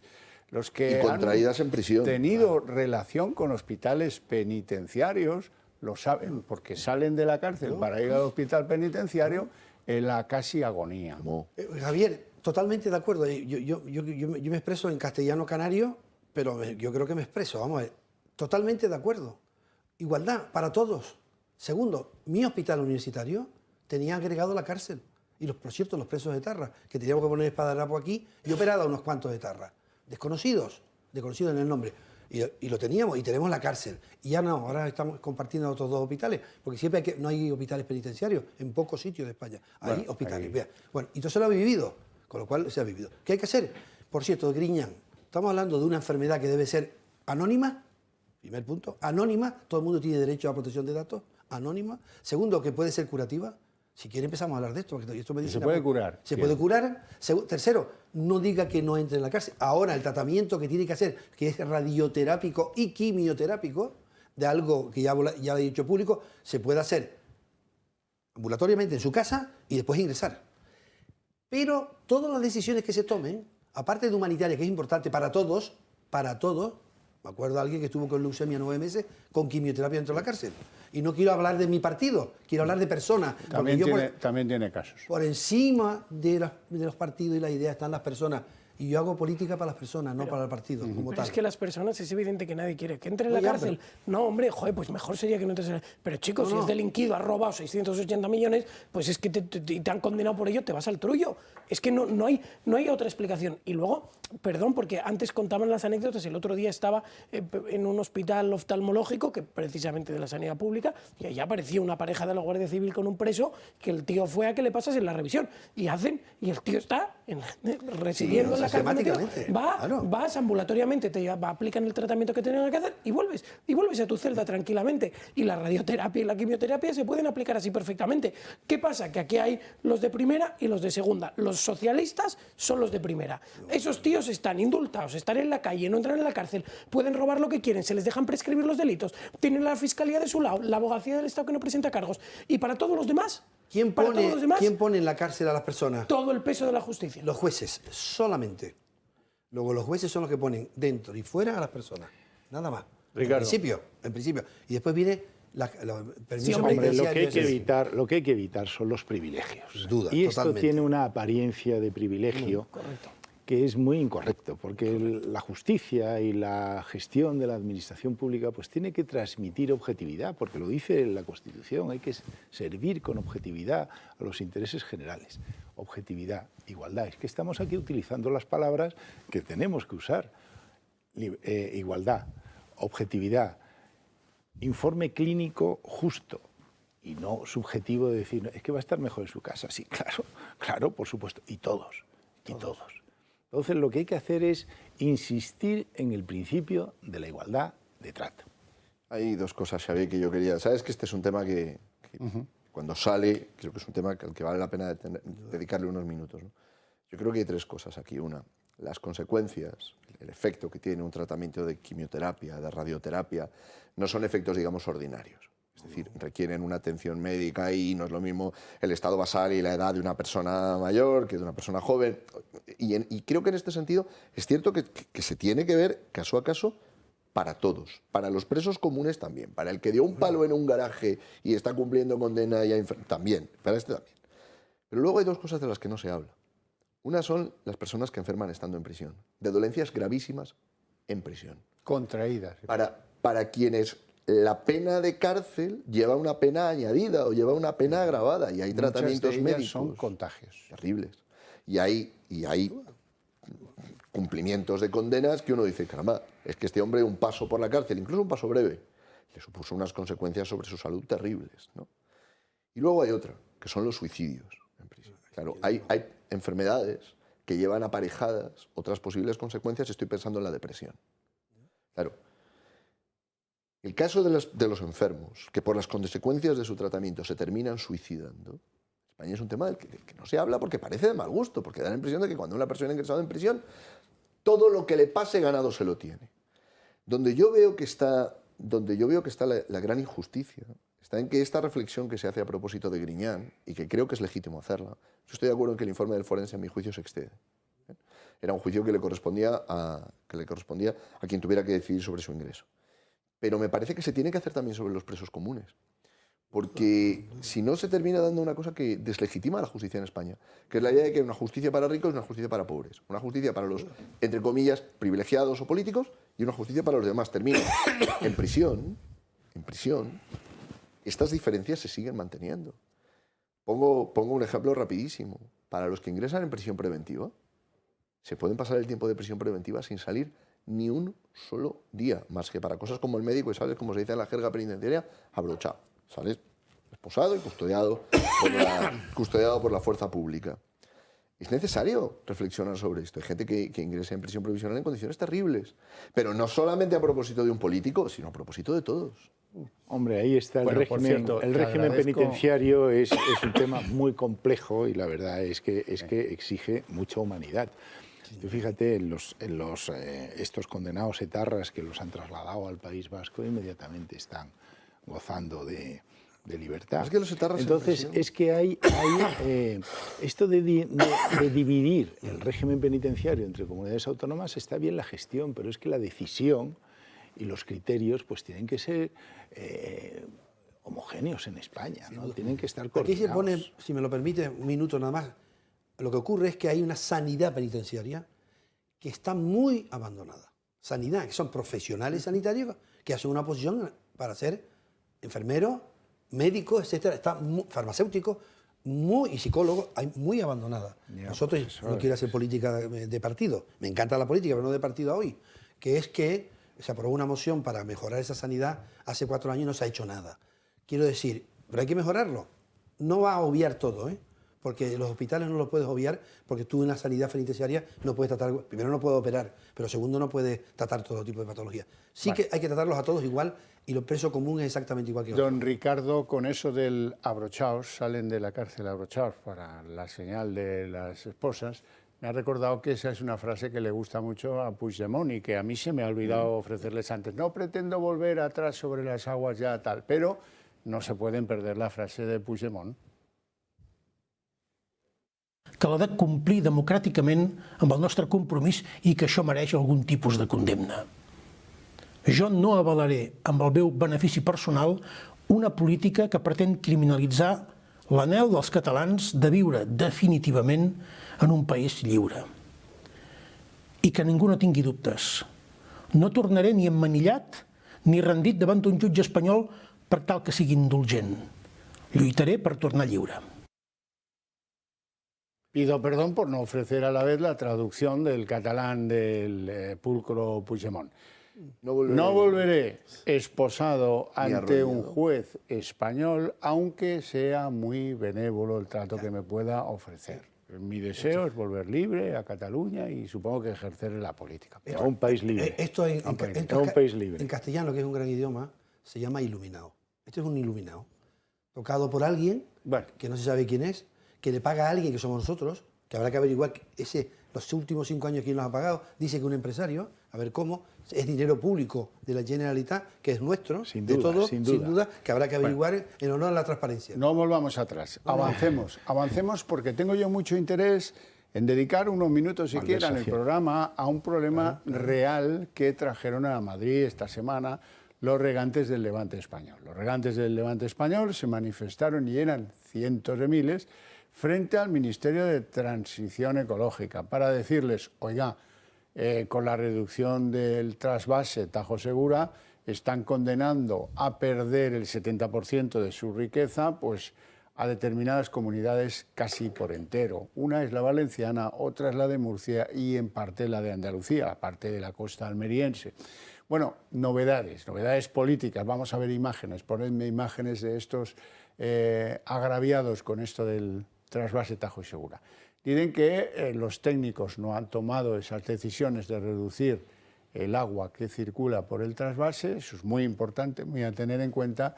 Dicen que, bueno, eso ahora lo voy a decir yo, resulta que lo novedoso es que había una consejera, la de Agricultura, del gobierno valenciano, participando en esa manifestación con la gente de, bueno, y había más de socialistas en la oposición de Murcia que también estaban ahí, socialistas de la oposición andaluces que también estaban ahí. Es decir, que hay un enorme cabreo en Moncloa porque algunos varones autonómicos socialistas están en la misma brecha o en la misma batalla que pues algunos gobiernos del Partido Popular reclamando agua para sus agricultores. ¿Quién está más cabreada dentro del gobierno? ¿Quién lo disimula menos? Una que es de Castilla-La Mancha, comunidad comprometida porque son los que salen ganando con el cierre del trasvase del agua del Tajo al Segura. Isabel Rodríguez, la portavoz del Gobierno y antigua alcaldesa de Portollano. El Gobierno ha preparado distintos planes para abordar la situación de sequía, también de grandes inundaciones, y desde luego tiene una convicción clara de combatir el cambio climático. Entre las cosas de las que España se puede sentir orgullosa como país es que somos el segundo país del mundo donde existe una mejor tecnología en el uso y en la gestión del agua. El presidente de la Generalitat defiende los intereses de su comunidad autónoma y el Gobierno de España del conjunto de nuestro país. Inversiones, esto me he preocupado yo de mirarlo, en los últimos 2 años, inversiones en el aprovechamiento hídrico correcto de las cuencas empobrecidas de nuestro país. Cero. Quien bien te quiere te hará llorar, pues aquí nos hacen llorar. En segundo lugar, ¿qué dice Teresa Rivera? Algo sorprendente. Que lo que reclaman los regantes va en contra del interés común. El interés común son los regantes, colega. Ven, vamos a escuchar a Teresa Rivera. El mensaje yo creo que es un mensaje que a mí me gustaría que fuera de tranquilidad. Nuestra obligación es velar por el interés general y responder de la mejor manera a todas las peticiones de todas las partes, pero eso no significa que podamos responder exactamente a cada una de las peticiones con el particular énfasis local de cada una de las partes, porque no son compatibles entre sí. Bueno, pues así, ya lo ven, que el interés general contradice, bueno, el interés general, ¿dónde se ha discutido todo esto, no? ¿Cuál es el ámbito en el que esos regantes han podido decir, mire, vamos a ver cómo hacemos esto, qué calendario le ponemos, que... No, es la imposición pura y dura de alguien que tiene la agenda clavada con chinchetas en la cabeza y la va imponiendo así que puede. Sí, efectivamente. Esto es un tema recurrente, como sabemos, ¿no? Sí. El caudal de agua que va hacia Valencia, Murcia y Almería y el caudal de agua que se concentra en el Tajo. Es algo... Pero lo que demuestra esto es una enorme incapacidad como nación, como Estado, de organizar debidamente la red de canales de agua que tenemos que hacer. El Plan Hidrológico Nacional que estaba previsto hacer, aprovechando tanta agua que se va por el Ebro al mar, oye, y respetando mucho caudal que pueda llegar allí a la desembocadura, hay una cantidad de agua que se desaprovecha que es una verdadera pena. Si es que lo que hay que hacer es una red ya de una vez, y el Plan Hidrológico Nacional... que nos financiaba Europa. Que nos lo financiaba Europa. Acabaremos trayendo agua del Rin y del Danubio. Acabaremos trayendo agua. Bueno, el otro día vi un reportaje precioso de agua del Mississippi que 2.000 kilómetros lo llevan hasta la parte de Colorado, Nevada, allí, porque riegan el desierto y tienen unas plantaciones maravillosas. En Perú, lo mismo. José María.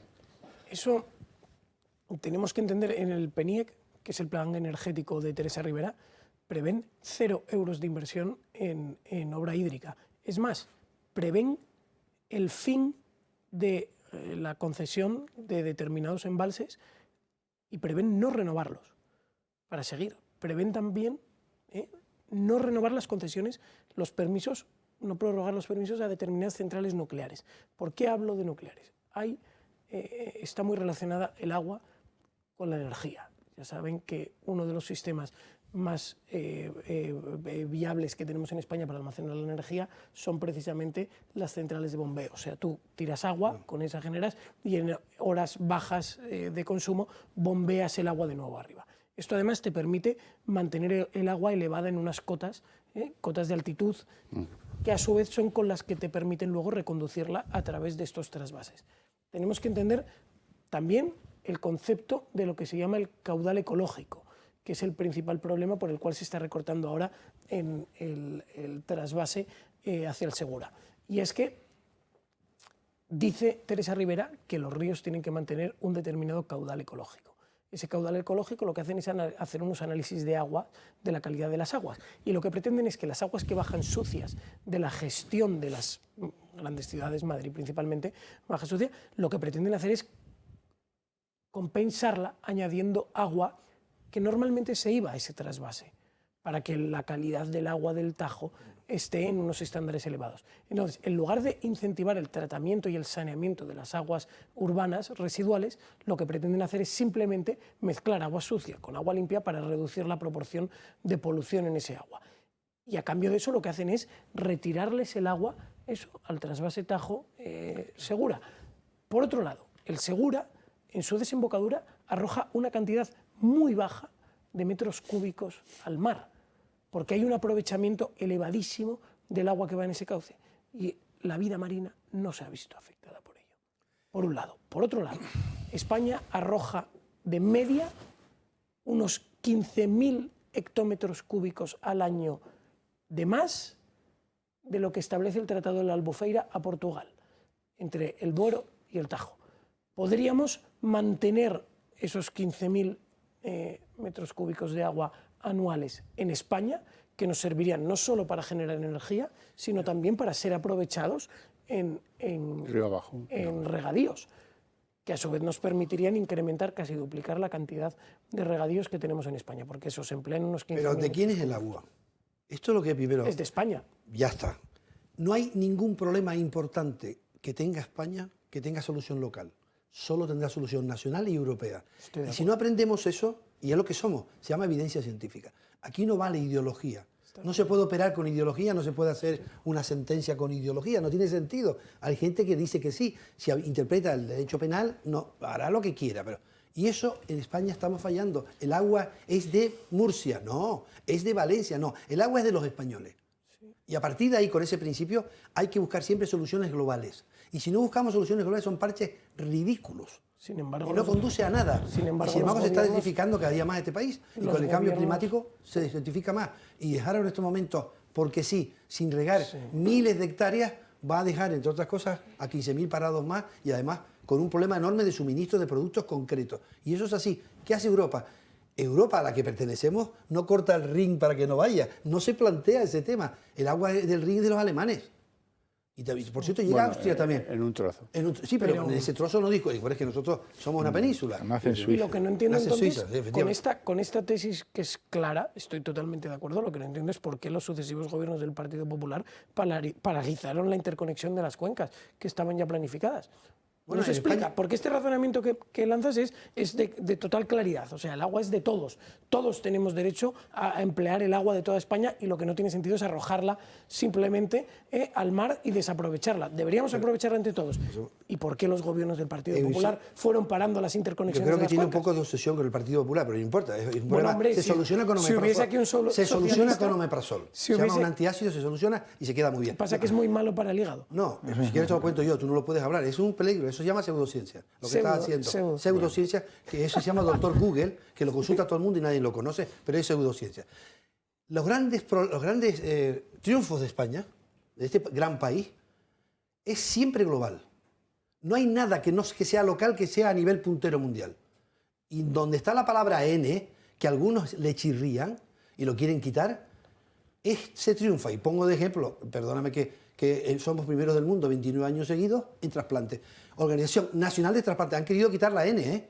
Ya. 29 años seguidos los primeros del mundo. ¿Por qué? Está todo inventado. ¿Por qué? Porque somos nacionales, porque es un programa de todos, porque si no todos no funciona. Y si no das agua a Murcia y se la quitas a no sé quién, es ridículo. Y eso hay que aplicarlo en todos los lados.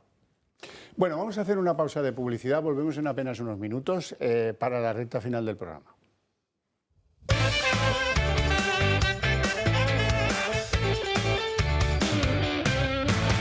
Así, José María Figaredo, que Vox presentó ayer un recurso ante el Tribunal Constitucional a propósito de la Ley de Memoria Democrática. Así es.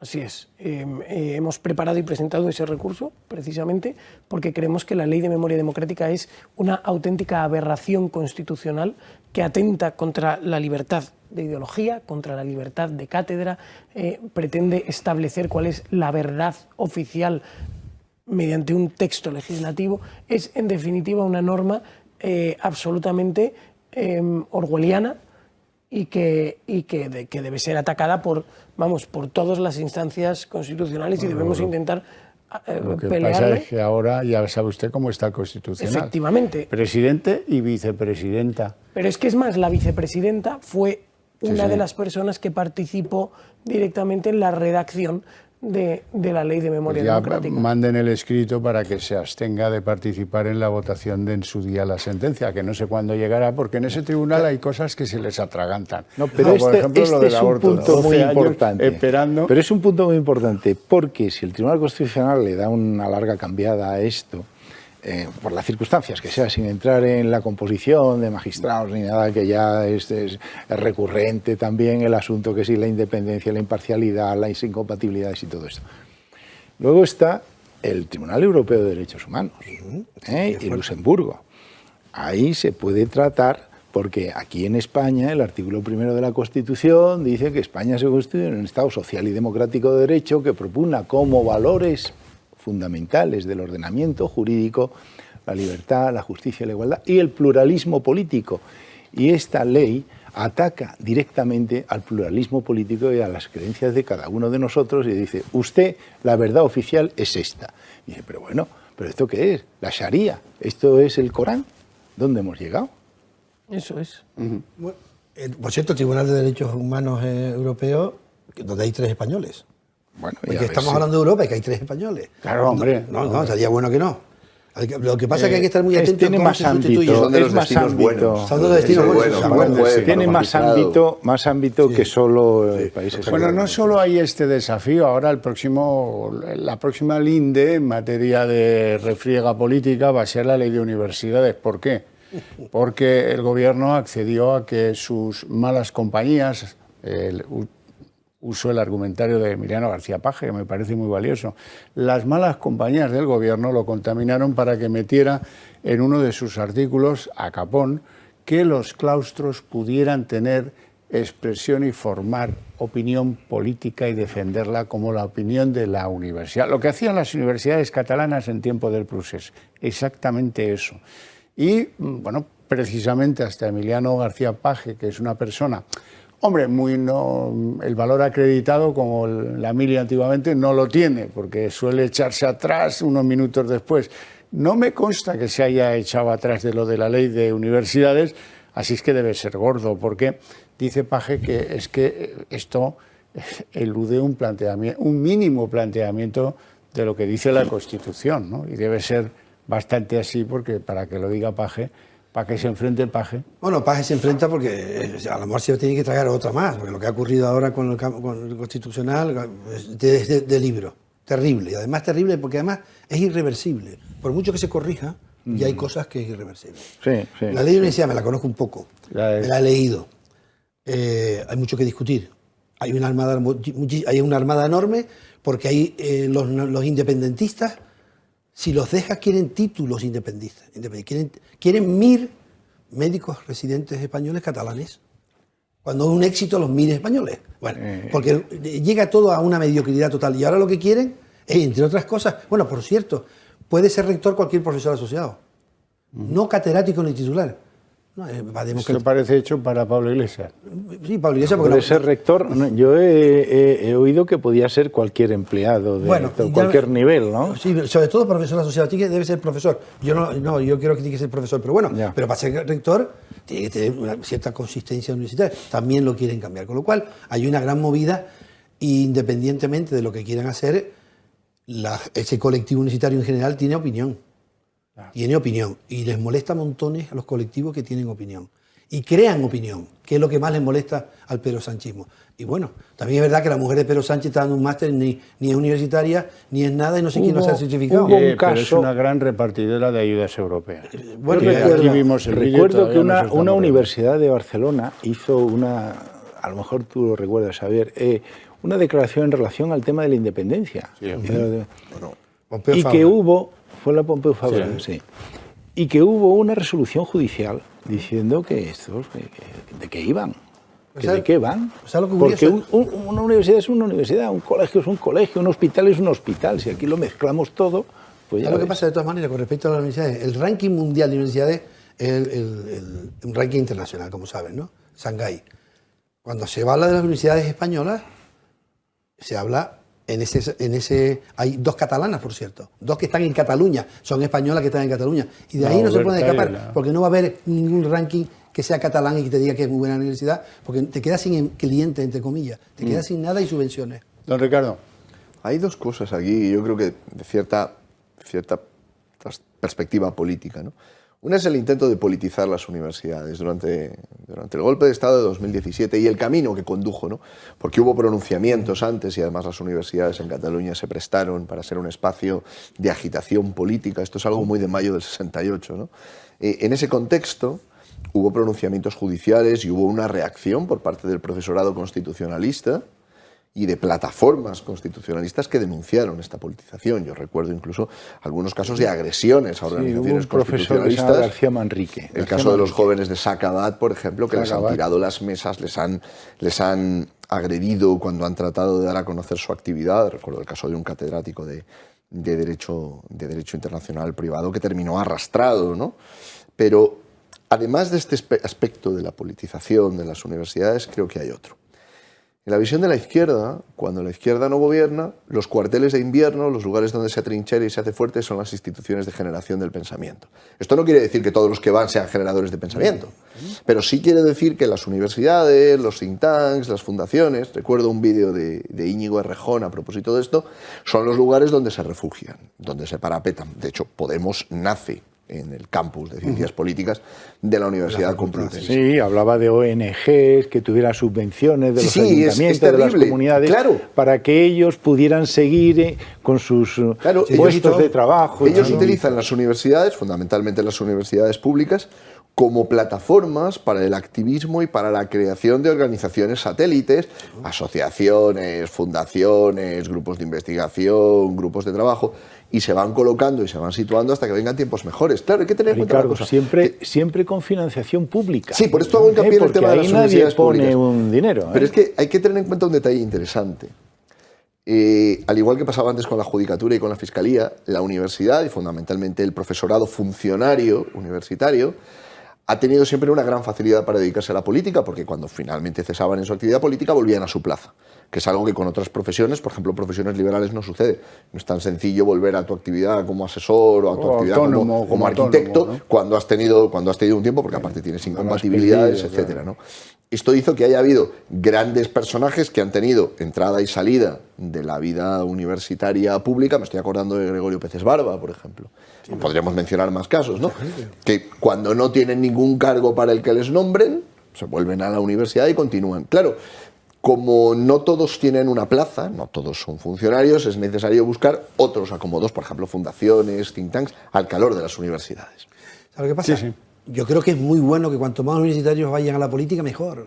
Viva el valor. Cuanto más gente preparada vaya al acto político... Bueno, ser profesor universitario hoy tampoco acredita, es como ser doctor. Pero querido Javi, y ser periodista tampoco, ni ser cura. No acredita nada. No dice que los periodistas lo... No acredita nada. Si pasamos al tema de la selección de los políticos, yo creo que ese es un tema muy importante de los partidos políticos, porque fíjate la cantidad, la recluta que hacen muchos partidos. De gente que no tiene ninguna experiencia laboral ni titulación. Perdón, ni nada. Carlos, porque quiero hacer una entrada aquí, que es una cuestión muy importante. Recientemente me han nombrado presidente del Comité Ejecutivo Provincial de Vox en Asturias. Estamos en un proceso ahora que hay que nombrar a los candidatos, van a arrancar las elecciones y, bueno, por confianza un poco y por la situación que tengo yo, un poco de perspectiva sobre la región, me han nombrado para organizar este arranque que se avecinan tiempos muy movidos y de muchísima actividad. Y la situación con la que te encuentras es con, como dice Ricardo, esos profesionales liberales formados, esas personas profesionales de sectores varios, que te acercas y les dices, oye, tú irías en una lista, tú irías de concejal, tú te divertiría, te apetecería, darías un paso. No, que no puede ser. No, es que claro, luego, te me marcan. ¿Cómo me voy a enfrentar yo a Adriana Lastra? Pero esa situación es muy frecuente en España. Los grandes profesionales huyen de la política. ¿Por qué? Porque la política tiene un tizne, un toque, te marca. ¿Es esto casual?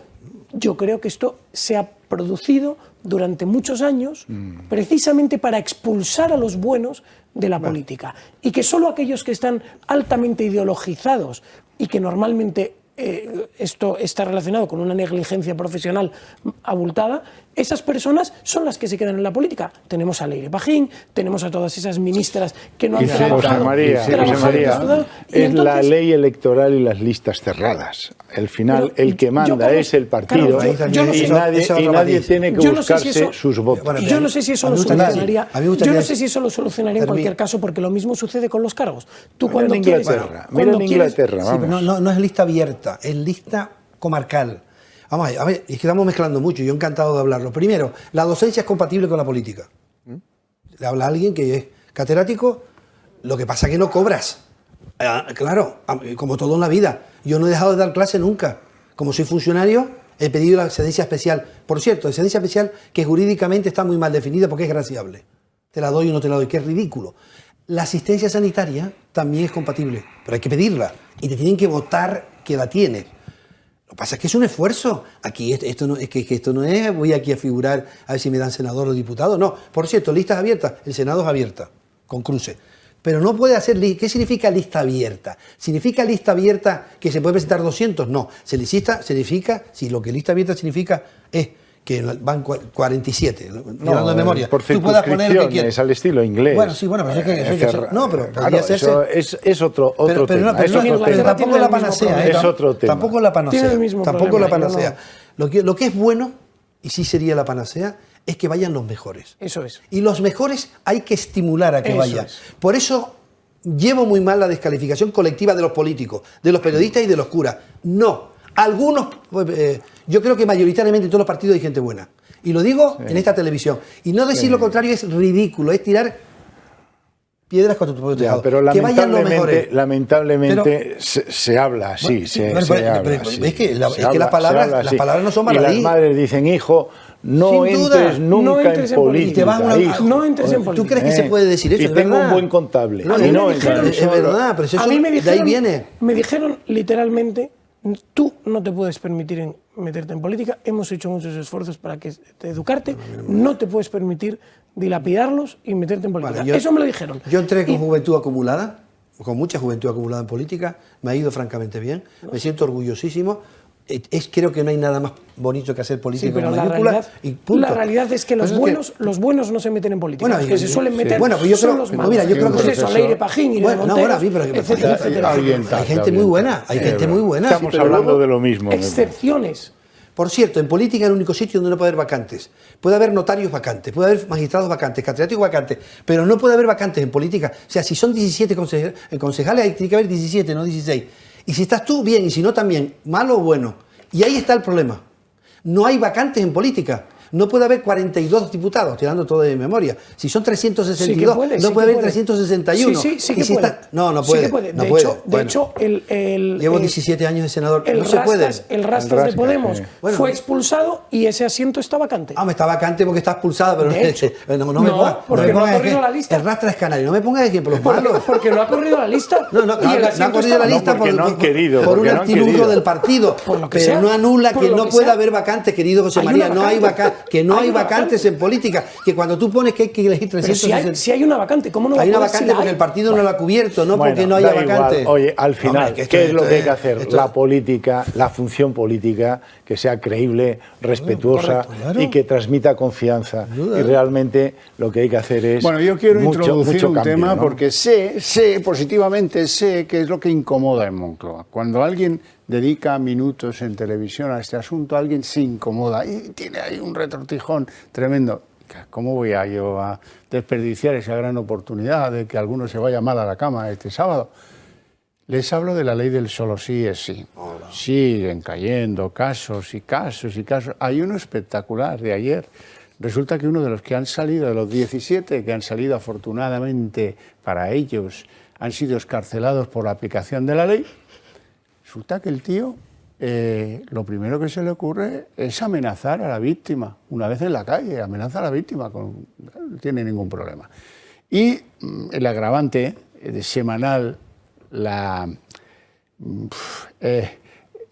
el ácido sulfúrico que le cae al de Moncloa cuando lo lee es que la número 2 del Ministerio de Igualdad hace chanza con este asunto y se cachondea públicamente la tal PAM. Yo no sé si la conocían antes, se llama Ángeles Rodríguez, es la número 2 de Irene Montero y urdidora de esta ley que el solo sí es sí, que les está llevando por el camino de la amargura. Irene Montero sigue defendiendo que la ley es maravillosa. Esta semana lo ha defendido 2 veces, no una. El gobierno, cuando la cosa se pone muy mal, dicen que por ellos lo verían bien, el gobierno o la parte socialista, verían bien la reforma. Pero la reforma no llega, los casos van creciendo y van creciendo y van creciendo y esto es verdaderamente muy escandaloso. Ricardo.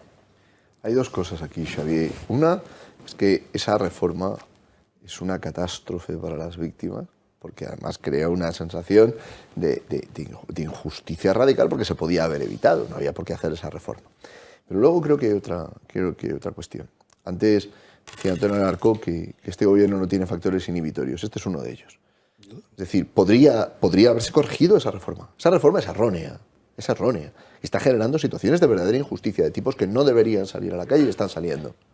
En lugar de corregirla, la han mantenido con tal de no reconocer que se han equivocado. Y se están dando situaciones de escándalo. Fíjate, Xavier, que no se dan con otros delitos en los que uno podría plantearse que la pena ya ha cumplido con su función. Estoy pensando, por ejemplo, en los delitos de menor trascendencia contra la propiedad, robos, por ejemplo, los cuales uno podría plantearse, a ver, primer robo, ha cumplido buena parte de su condena, cabe una revisión. ¿Por qué? Porque llega un momento en el cual la pena ha cumplido con la función con la que puede cumplir, ya ha cumplido. Y el grado de disuasión que podía tener ya lo ha tenido. El caso de la delincuencia sexual es diferente. El caso de la delincuencia sexual, las posibilidades, por ejemplo, de reiteración en la conducta delictiva son muy altas. Son muy altas. Y a estos les bajan. Sí, sí. Bueno, es ignorancia. Yo creo que es ignorancia. Estoy seguro de que y es mucha mala fe. Sí, es una fe. No hay peor ejecutor que un ignorante desinhibido. Porque son iluminados. Esto no es una ley. Esto no es una reforma. Esto es simplemente un panfleto ideológico. Lo digo con toda la contundencia. Es mi responsabilidad decirlo. ¿Por qué? El Poder Judicial emitió un informe advirtiendo por escrito que lo que se estaba haciendo era gravísimo. Lo emitió, no se lo pidieron, pero lo emitió. Sí. Que, por cierto, creo que los organismos debían de emitir informes aunque no se los pidan. No tiene ningún sentido que el tribunal, los que sean, de la competencia o el poder, no emita informes, para eso están. Otra cosa es que los usen. Pero si yo emito un informe sobre esta ley los consejeros del Tribunal Fundamental de este país, consultor, ¿a quién molesta? A quien lo hace, pero es un tema técnico y lo guardo. Claro. Yo informo que esto no es correcto. Pues le hace gracia a esta señora. Ayer vi yo un programa en la televisión en donde salía esta riéndose mucho porque están poniendo en libertad a violadores, agresores, reduciendo las penas, y vosotros que lleváis aquí una contabilidad y tenéis el contador de los penados con penas reducidas, eso es una cosa, es una vergüenza. Como un gran economista que dijo, lo que no se mide no se puede arreglar. Sin duda. Cuando el paro, tú te acordarás, Antonio, teníamos el contador del paro para que la gente asimilara cuántos parados por minuto iban cayendo en aquella crisis tiempos Zapatero.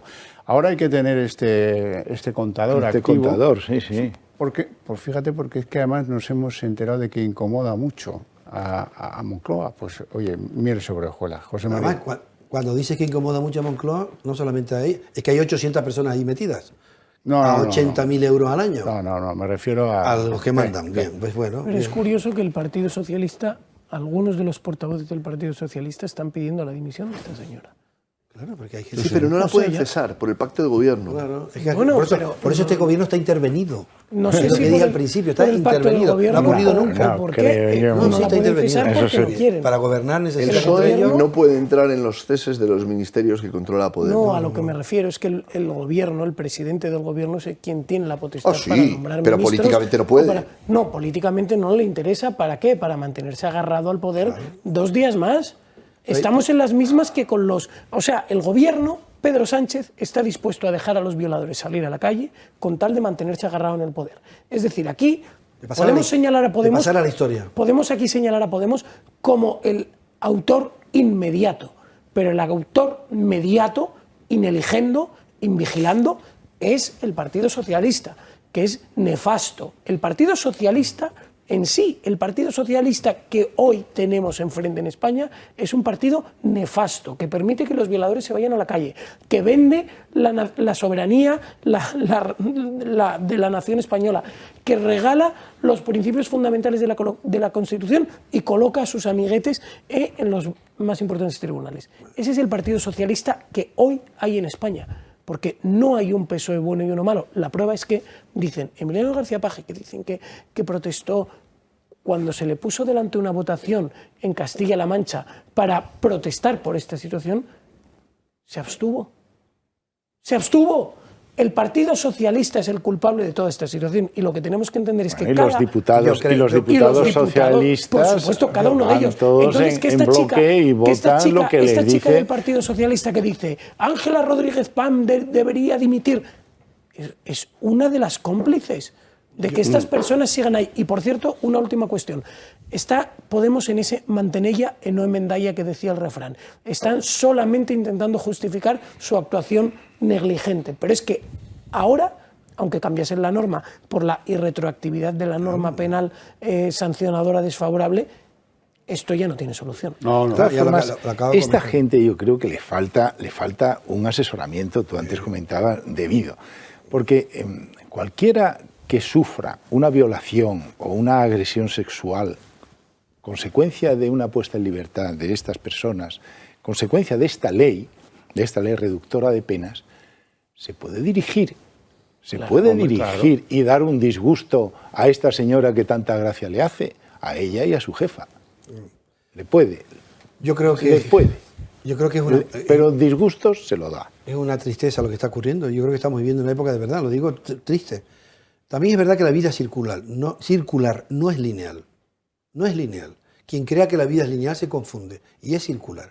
Y también creo que tenemos la desgracia de tener un presidente legítimo que es un sociópata, no un psicópata. No usen esa palabra, se los ruego, porque es un enfermo hay que tratarlo. Y el sociópata no es un enfermo, es una patología social que no necesita medicamentos. No tiene arreglo, tiene muy poco arreglo, pero no es un medicamento. Antonio, te veo con mucha filosofía, veo que lo ves todo. Prefieres ver la solución de la el vaso medio lleno en todas las situaciones. Ya nos dijiste que España no está tan mal en justicia, ¿no? Que la sanidad tampoco está tan mal, que la vida es circular, que hay que entender. Números. Yo veo que todo esto es un desastre en muchísimas cuestiones absolutamente irreversible. La toma del poder actualmente, estos miembros del tribunal, no hay una renovación del Tribunal Constitucional hasta dentro de 3 años. Esto es irreversible, es nefasto. La situación de la justicia, de descapitalización, de pérdida, pues eso, jueces mal pagados, esa situación, revertirla va a tardar años. La educación en España está totalmente laminada y volver a ponerla a niveles en los que estaba no hace tanto, va a tardar como mínimo 30 años hasta que las generaciones empiecen otra vez a salir. Y volviendo a esta cuestión de la suelta de los violadores por esta modificación, no tiene solución. Como digo, porque la norma penal sancionadora posterior no es aplicable retroactivamente. O sea, que aunque ahora aprobásemos una nueva modificación de esta ley que volviese a la situación anterior, estos presos seguirían beneficiándose de esos beneficios penitenciarios. Por lo tanto, yo no puedo ver la vida como circular, yo veo el momento en el que vivimos y la situación es nefasta, catastrófica. Tenemos la esperanza de que dentro del año 23 vamos a tener dos procesos electorales. Y ahí hay que confiar. En eso. Tenemos que confiar y animar al pueblo español. Eso es lo que estoy intentando transmitir. Yo me llevo con números y con evidencia científica, no me llevo porque yo pienso que. No. Y esto lo digo ni condescendiente. La evidencia es que es nefasta la situación y que es irreversible en muchísimas cuestiones. Y que para revertirla, los 3 años del Tribunal Constitucional es una cuestión objetiva. Yo he defendido la profesionalidad de los sanitarios, de los juristas, y tú lo descalificas a todo, yo no. Yo en quien confío es en la providencia. Bueno. La providencia es una compañía de seguros. Pero debo confesaros que, antes decías, Carlos, que una víctima les puede dar un disgusto. Creo que han llegado a un punto en el que las víctimas también les dan igual. Pero no solamente las víctimas de los delincuentes sexuales, Las víctimas de sus políticas están igual. Las víctimas de las decisiones que adoptan, y no solamente podríamos pensar de las leyes, no, de las decisiones administrativas que adoptan. Hay que pensar, por ejemplo, que toda esta locura ambientalista que está llevando a la verdadera ruina de buena parte del tejido industrial español, a la ruina, por ejemplo, del pequeño comercio, están igual. Es difícil pensar que todo esto se debe únicamente a que están mal asesorados o a que no saben. No, creo que tenemos que aceptar que estamos en un gobierno, o ante un gobierno, estamos padeciendo un gobierno, a quien en realidad las personas y el sufrimiento que les ocasionan están lo mismo. Pues os tengo que recordar que hay que luchar contra la indiferencia. No podemos ser indiferentes. De acuerdo. Y hay que luchar y ser proactivo en la defensa de la democracia, de la libertad y del Estado de Derecho. Porque es nosotros, como particulares, como ciudadanos, es nuestra garantía. Y como no tenemos tiempo, otro día os hablaré de un discurso que pronunció Ratzinger en el Bundestag. Interesantísimo. Tienes un minuto, si lo quieres. Pues allí le dijo a todos los diputados que estaban absolutamente en silencio, pendientes de sus palabras, le dijo, porque su función es por la paz y la justicia. Y si no siguen esos principios para perseguir el bien común, un gobierno se convierte en una banda de ladrones. No está mal. Bueno, yo voy a terminar. El MAS se perdió en Cuba, como hay varios veteranos, con una frase lapidaria con la que acabábamos aquellos Cubas de hace ya 10 años. No se olviden, por favor. Conspiren contra la mediocridad hasta la semana que viene, en la que yo les voy a recordar el consejo. Que tengan muy buen fin de semana. Espero que se lo hayan pasado bien y hasta el próximo sábado.